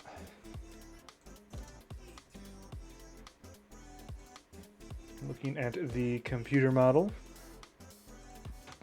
This one should come as no surprise, given that this is a pretty big road favorite. But it is on the Lions. We got another big play, 4 units. Wow. This is easily the highest number of multi-unit games I think I've seen in my time doing this model here. So kind of nuts. My units are gonna be cents. Almost. Yeah. So again, I want to stress this is entertainment purposes only. If you're doing this and you followed it the last 2 weeks, hey, congrats, you're up by a pretty penny. Maybe it'll self-correct a little bit here. Tough to say. Yeah. We all know that Vegas likes to give money back to the bettors before Christmas so they can buy some gifts. At least in theory, anyway. So the next game we have is New Orleans going to go play Philly in Philadelphia. This is, looking at the weather, there's a chance for rain, it looks like. And I believe that Drew Brees is still on the injured reserve. Yep. Malcolm Brown, the defensive tackle, is out, as well as Patrick Robinson is also at the cornerback. For the Eagles, you have Jason Peters has been officially out, as well as TJ Edwards, Rudy Ford, and Michael Jacquet, I want to say, are all out for the Philadelphia's defense. This game has right around 7 points for New Orleans. I mean, just looking at it, I can kind of think what the computer's going to say. Yeah, the Eagles have not looked very good. Their offensive line has struggled for any of their quarterbacks, really. There's a reason why Jalen Hurts has had to be on the move when he's in there. Saints are at least on a 5-game win streak from what I can see. I can only see the last 5 games. I think New Orleans is going to win, but I think that it's going to be closer. I'm not sure if Jalen Hurts is going to start. Do you know? Yeah, I believe Doug Peterson announced yesterday that he will start. And just to interject real quick, it looks like New Orleans is on a 9-game win streak. So 9? Okay, wow. So they're on a 9-game win streak. Granted, all good things must come to an end. Maybe Jalen Hurts' first career start is that ending to that 9-game win streak. We'll see, though. So Jalen Hurts, I think, for me, the only thing it does is it helps the Eagles' offensive line. Being able to move the pocket so that way the pass rush isn't nearly as aggressive as it normally would be with Carson Wentz back there. I still don't think that's going to, have that big of an impact, just because for running the ball, they've struggled running the ball, and in the NFL, the run game opens up the pass game. With a rookie quarterback making his first career start, I think that the New Orleans defense is going to be able to send 3-4, drop 7-8 people back, and I just don't think Jalen Hurts is going to be able to pick them apart like other quarterbacks like Rodgers or even Drew Brees if they were in this situation. So I'm leaning towards New Orleans winning. I think that it's going to come down to how many interceptions Jalen Hurts throws. Because last game was like kind of his first really extensive, film. So I think New Orleans is going to have that. They're going to look at what the Eagles did with them, and they're going to be able to at least craft a game plan around him. Whereas before last week, they were kind of just going off of the 5-6 plays each game that he was in, and for the most part, that was usually like kind of like a wild card cat with Carson Wentz in there as well, which isn't going to be the case. So I think that if Jalen Hurts throws more than 2 interceptions, I don't see them hitting the 7-point spread. But if he's able to somehow manage and be a game manager, essentially, I think they can keep it close just because he does, at least allow that movement and, stops that pass rush from disrupting the offense like it has been. That's kind of what I'm leaning. How about you? Well, excuse me. Yeah. So, here's kind of my take on the situation. So, I'm obviously not a professional college football draft analyst or anything like that. I mean, I like to think that we're both, we know multiple college players. We have a good feel on what teams need in the draft and such. But I got to tell you, I was incredibly surprised when Philly picked up Jalen Hurts as early as they did. In my opinion, I would not have picked him probably at all in the draft. I don't think he was very good in college. He was buoyed by some fantastic offensive, play calling. So I think, if he was drafted in like the 6th or 7th round, maybe he would have been interjected into this game. But I don't think he's a very good quarterback, to be quite frank with you. I think, just looking at the list of everybody that's playing this week, for me, he's probably bottom 4. Maybe Darnold is a little worse. Maybe Glennon is a little worse. But, I would not necessarily disagree with you if you looked at the list of games going on this week and you tell me, okay, yeah, Jalen Hurts is the worst starting quarterback this week. I guess maybe Cincinnati with their Burrow being out. With New Orleans defense, they've played 7 games since their Week 6 bye, and they've only given up 300 yards of total offense in 2 of them. One of which was against the Falcons last week. And we talked a little bit about the Falcons last week. They're definitely a lot better than their record indicates. And then they gave up more than 300 yards to the Bears when they played an overtime game. So you got to take that into account, but that one is a little weird. I know I watched that game a little bit, but I don't really remember kind of how the game flow was. But I don't know. Their defense is just playing just way too well, I think, for a rookie quarterback, especially Jalen Hurts, who I don't think is a very good quarterback, to come in and keep this one, close at all. He does have the element where he can scramble out of the pocket a little bit. I don't think that's going to be a huge deal. The offensive line for the Eagles is maybe the worst in the league, bottom 5 for sure, just with all the injuries that they've had. If I'm New Orleans this game, I'm sending 3 with a contain on the edge, or sending 4 with a spy up the middle, playing like a 1 deep safety the whole time, and just, Hurts is going to make mistakes. He's going to make quite a few of them, in fact, I think.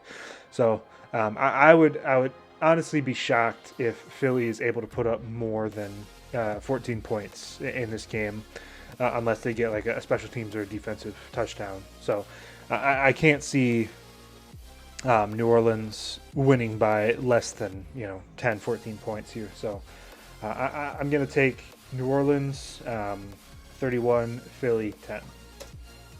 Yeah, and just like you were mentioning, I think Jalen Hurts, the only reason why he was even discussed as a potential, NFL quarterback is just because he did play at Oklahoma, where Kyler Murray and Baker Mayfield, 2 previous number 1 overall picks, were.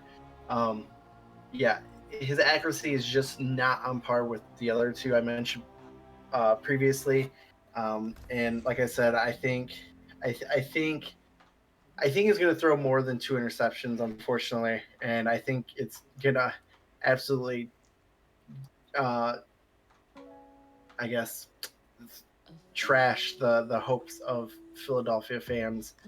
Although I do wish he does somewhat succeed.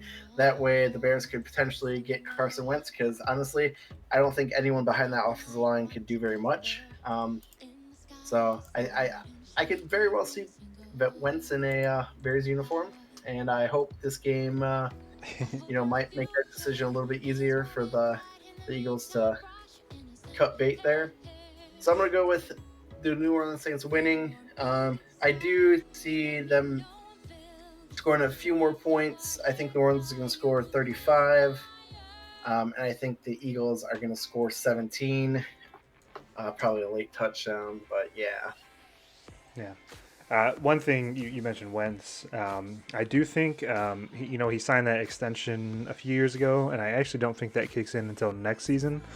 So I'm pretty sure his contract is really unmovable for the next few years, unfortunately, unless the Eagles are going to eat like $80 million in dead money, which I would be quite surprised if they wanted to do that. Yeah. So this game normally the model would be on Philly. However, this is the first start for a quarterback. So that's a no bet. Philadelphia, so tough to take into account. I don't think. Maybe if this was like his 5th or 6th start, sure, I could see betting on this game, but let's just put it this way. You take a look at Philadelphia over-under, and if you get under like 17 or something like that, I'm hammering that all day long. Quick question. How many units would have been on this game? It would have been 3 units on Eagles? 1 unit on Wow. on the Yes. Eagles. I keep forgetting they're a pretty poor team, so we kind of reduce those artificially. So yeah. Okay. Now that I think about it, right. now that you mentioned that, it's good. I'm looking at some of these games. So I think I'm actually going to drop this one down to 1. And I'm going to drop this one down to 1. This one down to 1. And this one down to 1. So cutting out a little bit of those just because of the nature of those teams. They're kind of on the bottom portion of what we think as far as teams in the NFL, which is what the model kind of builds off of. So I don't think there's any reason to put that many eggs in one basket for a bottom 10 team in the NFL. So that was an update that we made pretty recently, so I just slipped my mind a little bit. So we'll try not to get that next week. Still quite a number of units, though. Some big plays. All right. So we got the Falcons playing the Chargers. Both teams have struggled as of late. Although Falcons did win big 2 weeks ago. This game, I think, is kind of going to show kind of the direction that the Chargers are going to go.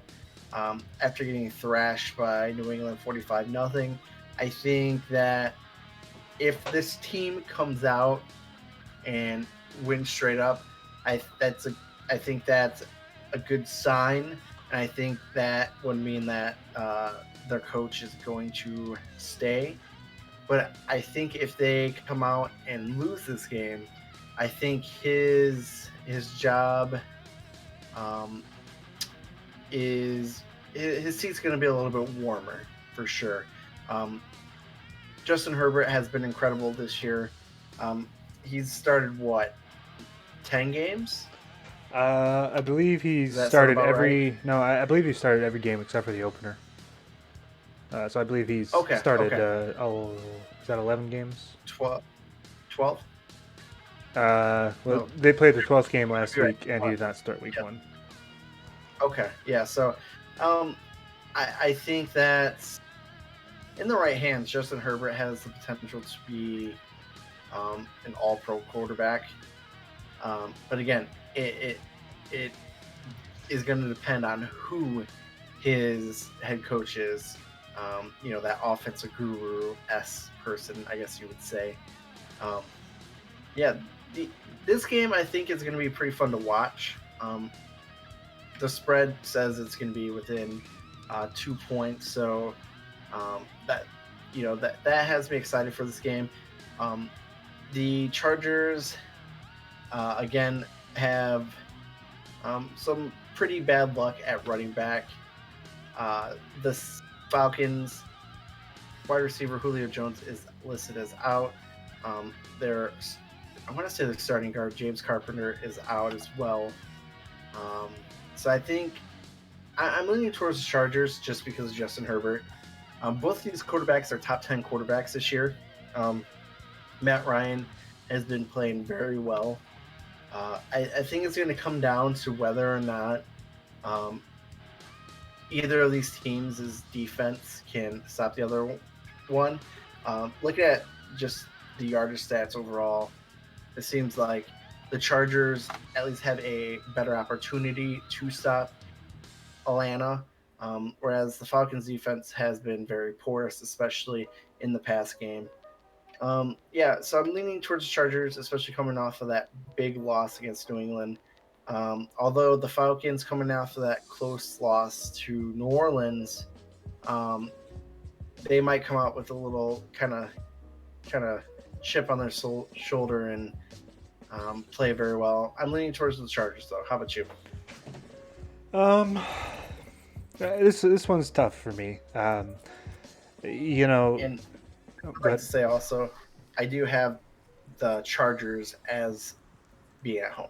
okay, so I had that flipped again, so that's fine. So Atlanta is away, and then so you got 2 mistakes on that. That's fine. Yeah, this one's tough for me to call. Just because I think again this is another situation where I think both teams are going to be kind of flat. Atlanta have been playing pretty well after they canned Dan Quinn, and then they lost a close fought game to New Orleans that could have kind of put them back in the playoff discussion, which I think they're pretty much out of now.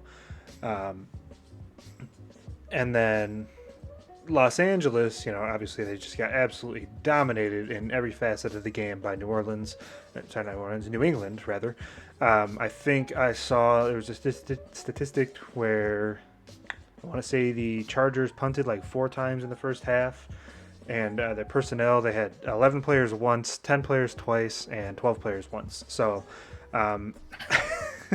that's I think that shows a lack of leadership from the top because most teams, special teams unit is generally run by the head coach just because they're pretty personnel focused and as opposed to group oriented. Obviously that's changing a little bit with you call yourselves the head coach, but you're really more of an offensive coordinator, and then you got your defense coordinator that kind of coaches the defense, similar to how we've seen some teams recently. But I guess it's kind of besides the point. I don't know. It's this one's just really tough for me to call. I don't really know if Atlanta has any place in being a road favorite against any team in the NFL except for maybe like the Jets and the Jaguars. And I do think Los Angeles is pretty good. They haven't really been playing for much. I think Herbert will have a bounce back game against a pretty poor defense. So I think this is a case where LA is actually just going to take this game. I'm gonna peg him down at 27-24. Not 274. That'd be incredible. Yeah. I'm in agreement with you. I think the Chargers are going to win. Like you said, essentially this spread is saying that the Falcons are 4.5 points better than the Chargers, which I don't see. I think that the Chargers, granted they are in the bottom half of the league, I don't think they're a bottom, uh, you know bottom 5 team, and that's kind of what that would be saying. I'm gonna go with Chargers as well. I think the Chargers are gonna win 24, Falcons 21. All right. Looking at our computer model, it is also on the Chargers for a unit. So, man, we are. We all got the same thoughts. We think, in general, this week that some of the teams that are favored by just a little bit too much here and there, or maybe in a couple cases the wrong team is favored. But moving on to the last afternoon game of the week, we've got the Washington football team going into San Francisco to play the 49ers. Obviously, Washington coming off of their victory against the Steelers on Monday, I believe that was. Yeah, on Monday. They're really back in the hunt. Them and the Giants are both 5-7, obviously. So this is another pretty huge game for them. San Francisco is also technically in the playoff race. They would need some help towards the end of the season to get in, I think, even if they did win out. Excuse me. So, a lot of injuries still for the 49ers. As well as offensive linemen out. Garoppolo's, I think, still out this game. Don't actually know if he's coming back this year. Kittle out. So it'll be kind of interesting to watch this game to see how Washington's defense takes advantage of a pretty mediocre or journeyman quarterback in Nick Mullins. They've obviously got a great pass rush, but Raheem Mostert will be playing this game. He's played in the past few games, so I don't know if he's gonna do much on the ground. He's obviously better than any of the competition they saw last week because James Conner was out with Steelers.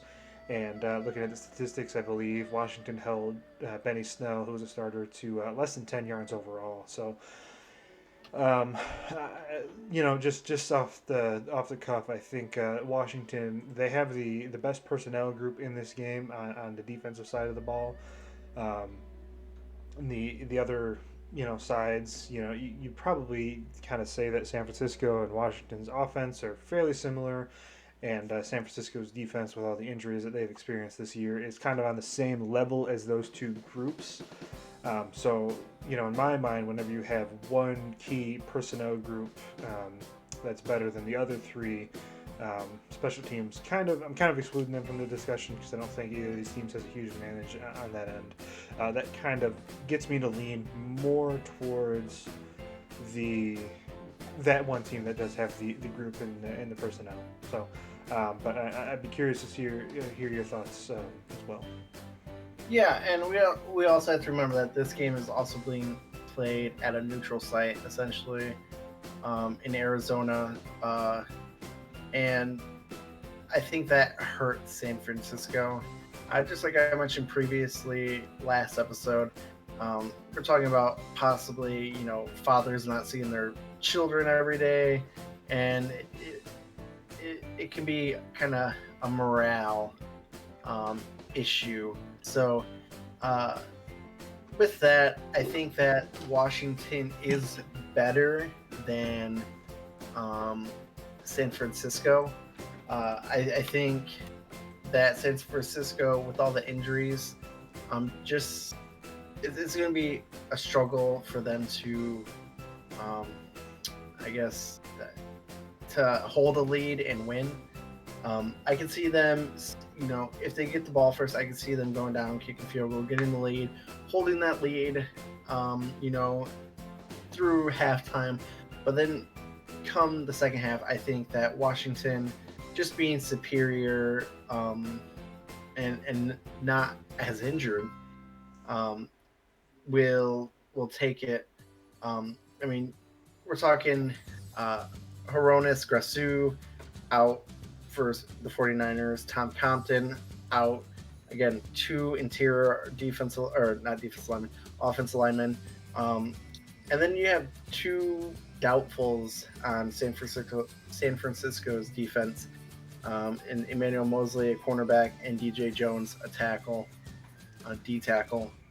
The one thing that does hurt Washington though is Antonio Gibson has been ruled out with a turf toe, um, but I don't think that's gonna quite matter as much as the other injuries that San Francisco has. I'm gonna go with I'm gonna go with Washington winning. I do think it's gonna be a low-scoring game, and I could see it being a 21-20 game in favor of the Washington football team. Mm-hmm. Yeah, I think you kind of hit the nail on the head when you're talking about getting out to an early lead. I think if Washington is playing from ahead, they're going to be able to hold on to that lead. So the first quarter, first half is going to be really critical for them. If the football team can jump out to even a 10-point lead, given the talent that Washington has up front, it's going to be very, very difficult for San Francisco to get back into the game. And I do think that is going to be what happens because, again, this is, the neutral site game over in Arizona, which I don't really think that had too big of an impact. I don't know if you watched the Monday night game. There was some, they did highlight a couple of things with the turf, but that didn't really seem to be a huge deal. And obviously this is the only game in the stadium this week, so it should be, a bit cleaner, which I think is going to benefit Washington.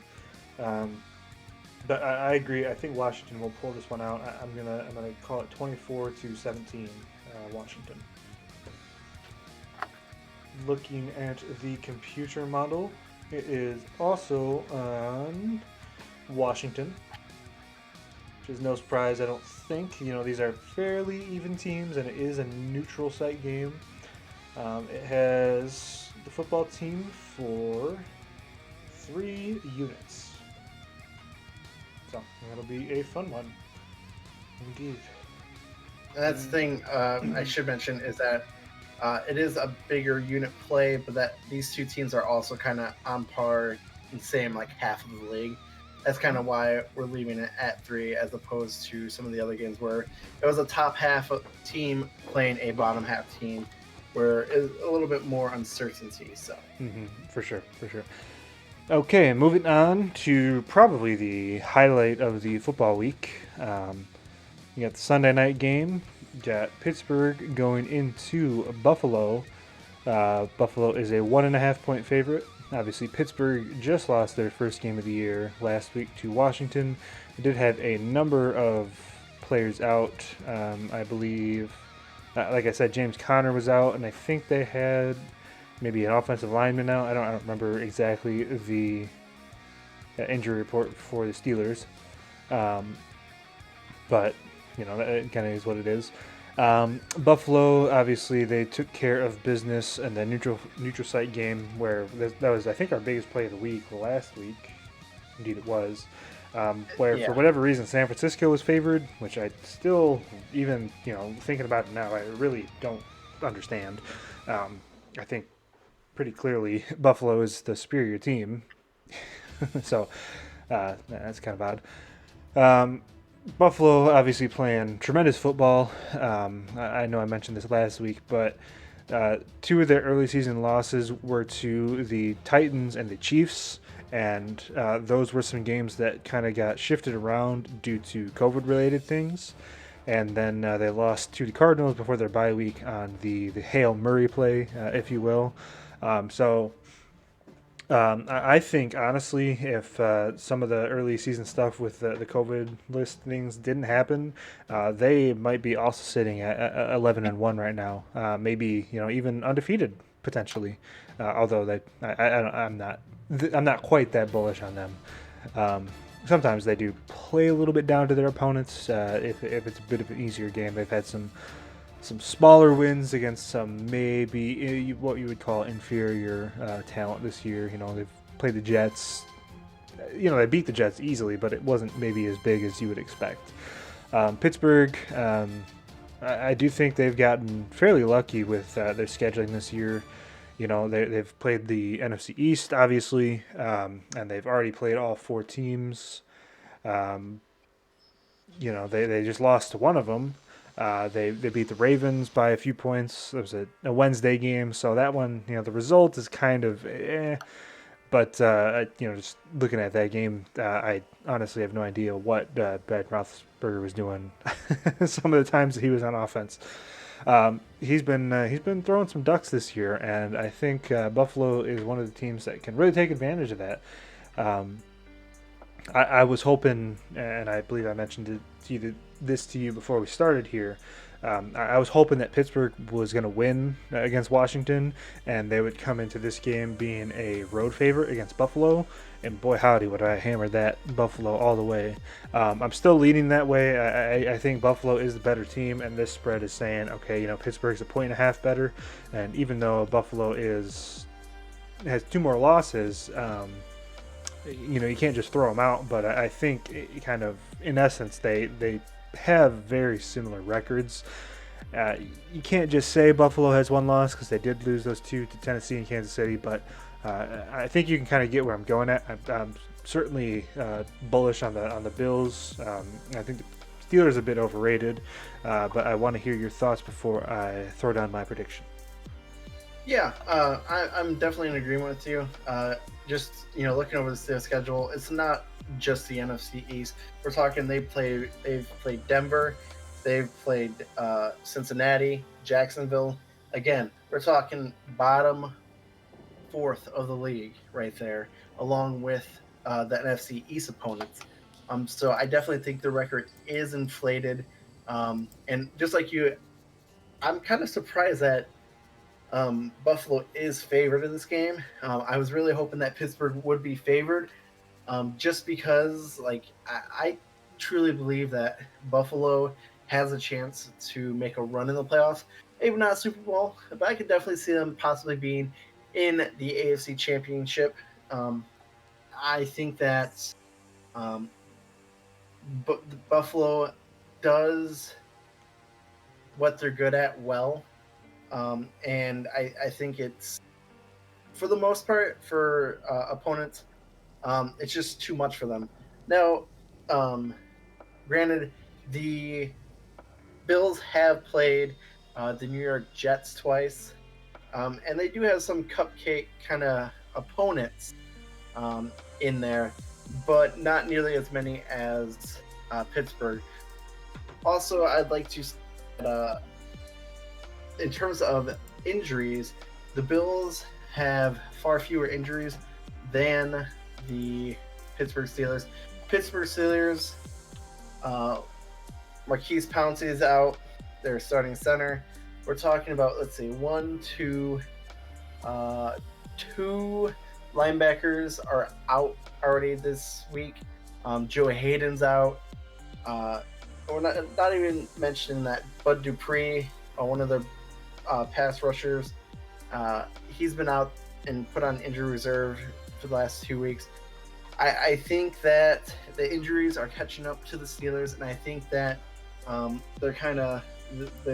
this last part of the season is really going to show what kind of team they are, and I could see this team possibly going 12-4, losing 3 of the last 4 games. And I think one of them is going to be this game. I just think that the combination of Josh Allen's throwing and running is just going to be too much for the injured Pittsburgh Steelers defense. I think they're going to win, that 4 or 5 point kind of margin. I do think that the Steelers are a good team. I just don't think they're as good as the record says, and I think you're in agreement with that. So I'm going to go with the Buffalo Bills winning with a score of 27 to the Steelers 23. Yeah. You know, to be honest with you, here's what I'm expecting. So, this is obviously the biggest game of the week. I do believe this game did get flexed into the Sunday night position a few weeks back. I could be wrong on that, but I'm pretty sure I remember seeing that. So, we've every now and then it happens, and we've seen it this year where the Sunday night game, that's the matchup of the week. That's the game that everybody's going to watch. It's going to be a great game. It's going to come right down to it, and then it's just a giant stinker. New Orleans versus Tampa Bay a few weeks ago. Bears Packers. Although that one you probably wouldn't say is quite the matchup like two playoff teams. No disrespect for the Bears, but no. But if people thought it'd be closer than what it was, so yeah, I think this could be another one of those situations. Obviously, I would prefer to watch a good game, just in general. I'd rather watch a good football game than a bad football game. I think pretty much everybody would do that. But I could see this being the case where this turns into a laugher, so to speak. You mentioned Pittsburgh kind of maybe flaming out a little bit towards the end of the year, dropping a couple games. You said 12-4, which would probably then losing to Buffalo, Indianapolis, and Cleveland. I'm kind of in agreement. I think this Week 17 matchup, might actually be for the division. I think Cleveland has the potential to win out. Maybe. I mean, they play a couple of New York teams and Baltimore. Getting a little off topic here, but that should be a good game, Week 17, because I would not be surprised if Cleveland has a chance to take the division from the Steelers. And to be honest, this Steelers team smells of a team that's going to, flame out in the playoffs. They're gonna look. I like Mike Tomlin; he's a very good coach, but with all the players that are getting knocked around this year, banged up, nicks and buds, and then some IR players. I think the Steelers team is one that's probably going to end up, losing in the first week, or maybe getting to the second week, because I don't think they'll end up getting the first round bye. But anyway, getting back to this game, I agree with you. I'm actually going to go a little bold here. I think this is going to be one of the ones that is going to be one of the Sunday night snoozers, so to speak. I'm going Buffalo 31, Pittsburgh 10. Now, I would be surprised, but either way, I think Buffalo is covering this no problem. So, looking at the model, this should be of no surprise. You got a road underdog. Is that correct? No. Buffalo's favored. So I had those wrong. But the model, either way, the model is on the same boat as us. It does like Buffalo for a unit. So, yep. I guess that was also not really surprising. These are two fairly similar teams, and you're saying that the home team is favored by less than 3. So you're saying that Buffalo's, a little bit worse than Pittsburgh, which I don't really think that's the case. So.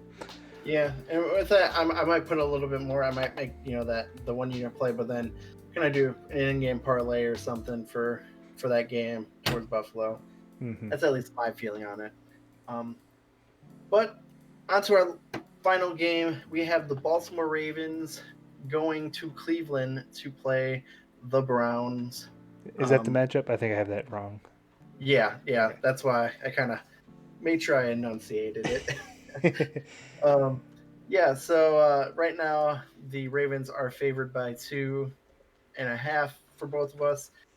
Looking at the injury report, you obviously had Des Bryant, who pretty much just called it quits for the season.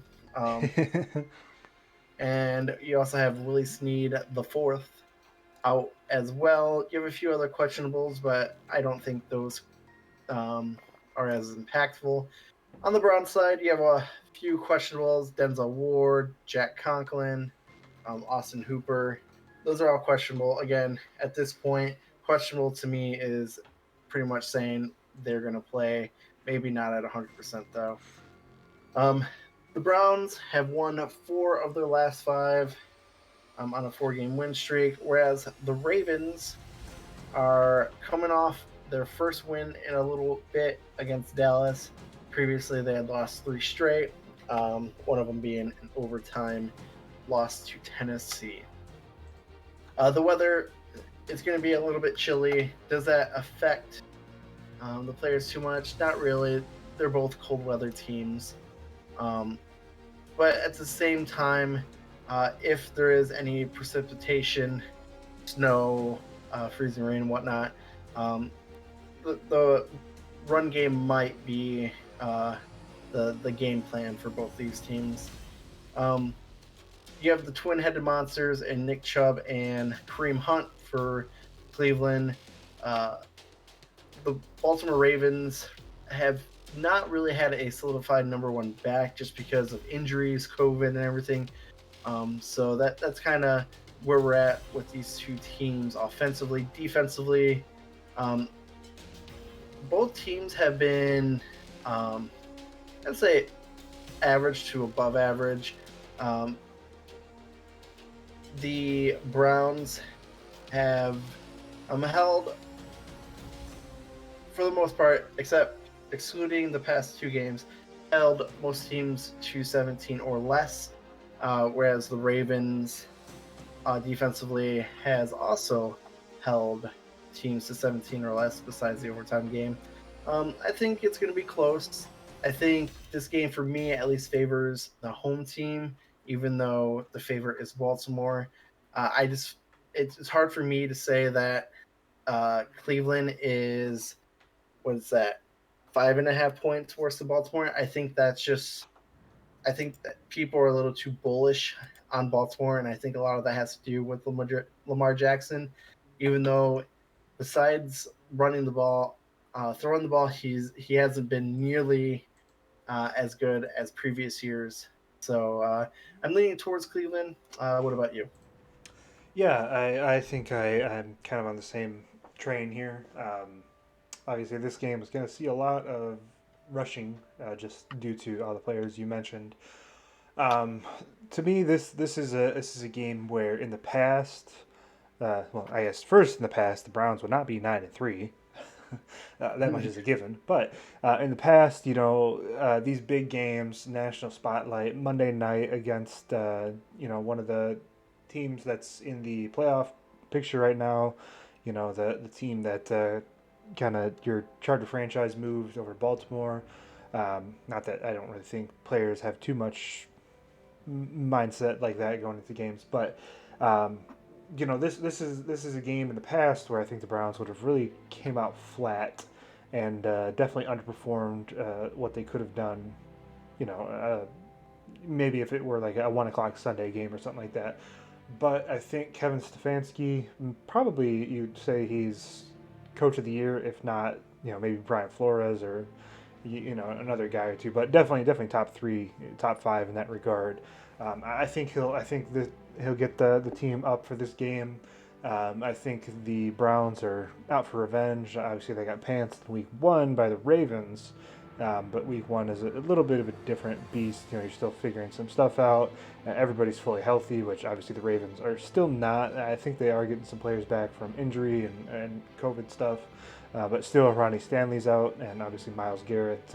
He's been a monster when he's played this year. Did miss a few games here and there, but he should be getting back into the swing of things just in time for the playoff stretch, which is going to be really, really, really good for the Browns moving forward. I don't really think there's any chance for like a kind of a look-ahead thing with the Browns this week, just because they do play both New York teams back-to-back weeks after this game. So, not that Baltimore has a very tough schedule either. They play Jacksonville, the Giants, and the Bengals to finish out the year. But I just think this is this game could be a turning point in the Browns franchise. This is where they could really establish themselves as.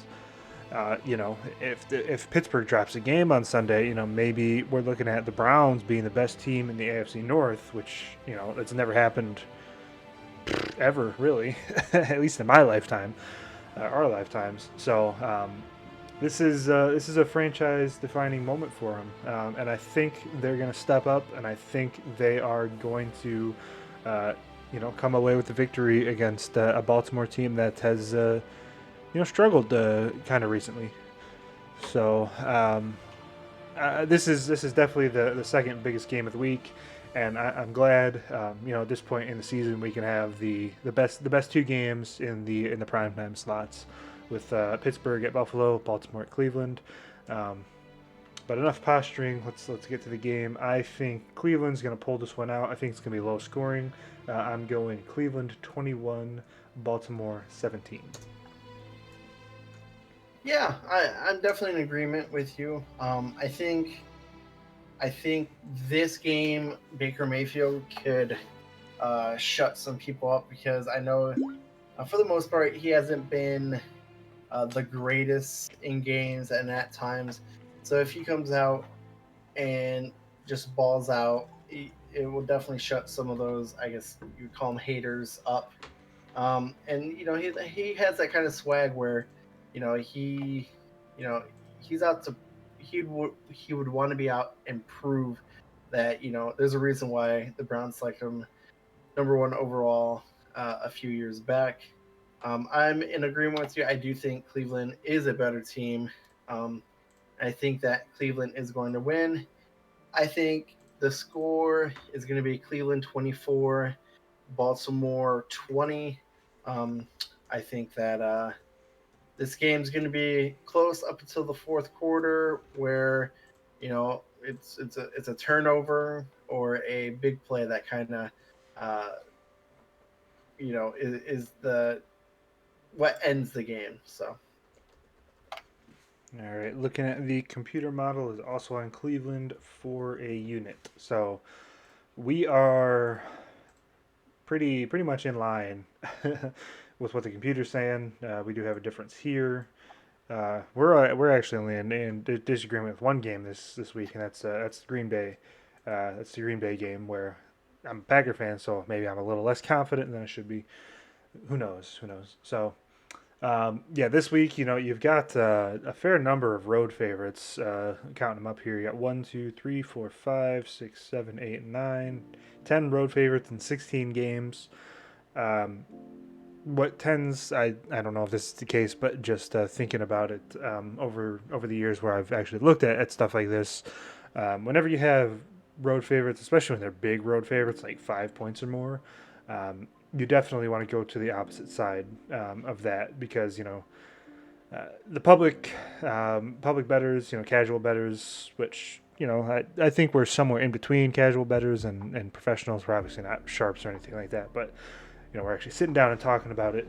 Um, I feel like a lot of times people don't really consider who the home team is, who the away team is. They just see oh, like the Chiefs are favored by 7 points. Well, yeah, they're going to get that, no problem. Well, actually, you got to look at X, Y, and Z before you can actually make that call. So I think that doesn't always creep into people's minds, whenever they're looking at games, if they're just, putting $10 on their favorite team or something like that. So let's go over your picks real quick. You've got Miami covering, Jacksonville covering, Tampa Bay covering, Chicago. I guess I'll just read the teams. I guess that you have covering. So you got Miami +7, Jacksonville +7.5, Tampa Bay -6.5, Chicago +1.5, New York +3, Cincinnati +3, Carolina -3, Seattle -13.5, Las Vegas +3, Green Bay -8.5, New Orleans -7, the Chargers +1.5, Washington +3.5, Buffalo -1.5, Cleveland -2.5. So you are on 1, 2, 3, 4, 5, 6 favorites, and we're kind of discounting the New England and Los Angeles games. So 6 favorites, 9 underdogs. My picks, I've got Miami +7, Jacksonville +7.5, Tampa Bay -6.5, Chicago +2, New York +3, Cincinnati +3.5, Carolina -2.5, Seattle -13.5, Las Vegas +3, Detroit +9, New Orleans -7.5, Los Angeles Chargers +2, Washington +3, Buffalo -1.5, and Cleveland +2.5. So, uh, looking here, you got any last minute changes that you want to call, or you like what you see here? Uh, I think I like what I see there. Good call. Makes us have to do less work. Yep. So, Yep. only game that we are in disagreement on. Again, I said this, but the Green Bay game. Um, I feel the same way about the game, but I'm just expecting the backdoor cover to happen. That's what this game kind of tells me. Though Rodgers does tend to play well in domes, as do most elite quarterbacks. So we're mostly in agreement with the model here. Couple games, the Tampa Bay game. Uh, we're both on Tampa. Models on Minnesota for a couple units. Um, you're differing against Green Bay and Detroit, and then every other game this week we are in agreement. So I guess that's good considering how well it's done the past few weeks. You know, if it continues that trend, then hey, maybe we'll both have our best weeks of the season. That's what I'm hoping for. Yeah. Let's hope so. All right. You got any last minute thoughts on the slate of games here before we wrap this one up? Yeah, I think with the season winding down, I think this is kind of where we get our best football for sure. So I think pretty much for the most part, any game you watch is going to be a good game. Of course, you're going to have a few that are some snoozers, but for the most part, I think we've been lucky. So yeah. Yeah. Yep. And then next week, we've obviously got a big old matchup. I believe Kansas City plays New Orleans in New Orleans. It might be the other way around, but I know those two teams do play, so that one should be an exciting matchup. So, yeah, you got any? We'll wrap this episode up here. You got any predictions? Who's going to be the number one seed in each divisions? I figured we'll just throw on a little bit of NFL talk before we hop out. I think that let me hold on 1 second. Let me see the standings. All right, I think that the for the NFC, I do think that the Saints are going to be the number one seed over there. In the AFC, I think it's going to be the Chiefs. I think the Bills could sneak their way up there, but again, the Chiefs would have to lose, 3 games, which I don't see happening, unfortunately. But yeah, right now I'm leaning towards the Chiefs and Saints. Yeah, I'm similar. I think Kansas City is. It's not the clear lock, but I think we both think that Pittsburgh's going to drop another 2 games, if not 3, at the end of the season here. And I don't think there's anybody else really. I mean, maybe the Browns, but that would require some exceptional luck with Kansas City dropping a few games. I do think New Orleans might lose next week's game. I don't know if Drew Brees is playing.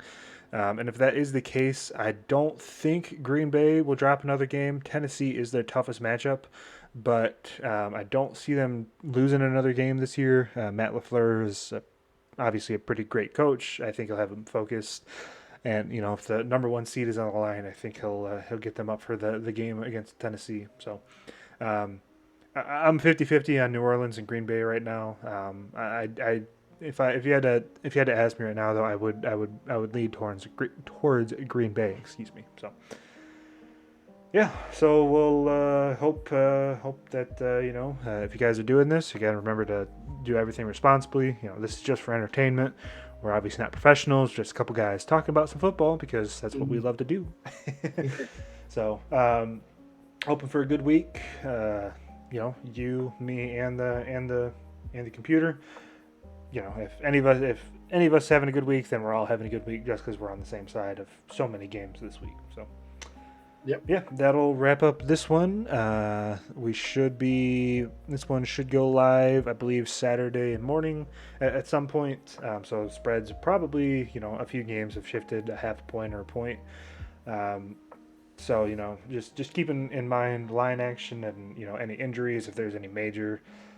Injuries, I tend to stay away from those games if there's a big player or two that's out.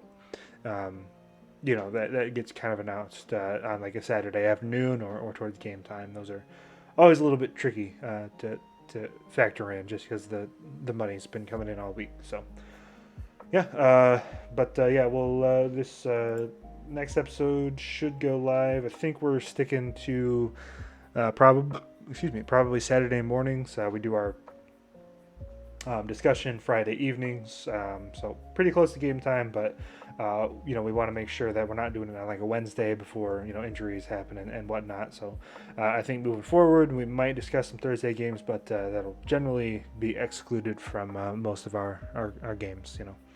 Yep. Thursday games, bet them if you want. They're definitely a tough one to call. I like taking the better coach in Thursday games is kind of how I go. So yeah, that'll wrap it up for this episode, guys. If you enjoyed it, feel free, leave a like, comment what you're thinking about the games this week.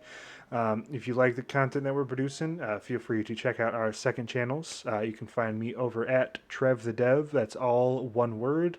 I'm doing some Madden 08 franchise right now. Just coming up on the playoffs. I went 15-1 with the Raiders. So if you enjoy some long form analytical football content, be sure to check that out. I also play mostly just the Binding of Isaac and Madden right now. Be looking to get into some different games here towards the holiday season. Yeah, and you can find me at xTxBlackoutXrX, all one word. And right now I am kind of doing some TCG games, trading card games, where I open up packs and whatnot. I have some fun over there. So looking to possibly change it up a little bit here soon, but we'll see. We will see indeed. If there's ever a time to do it, it's while we're all stuck at home, right? Right, exactly. So yeah, that'll wrap it up. We'll see you guys in the next video. See ya. See you.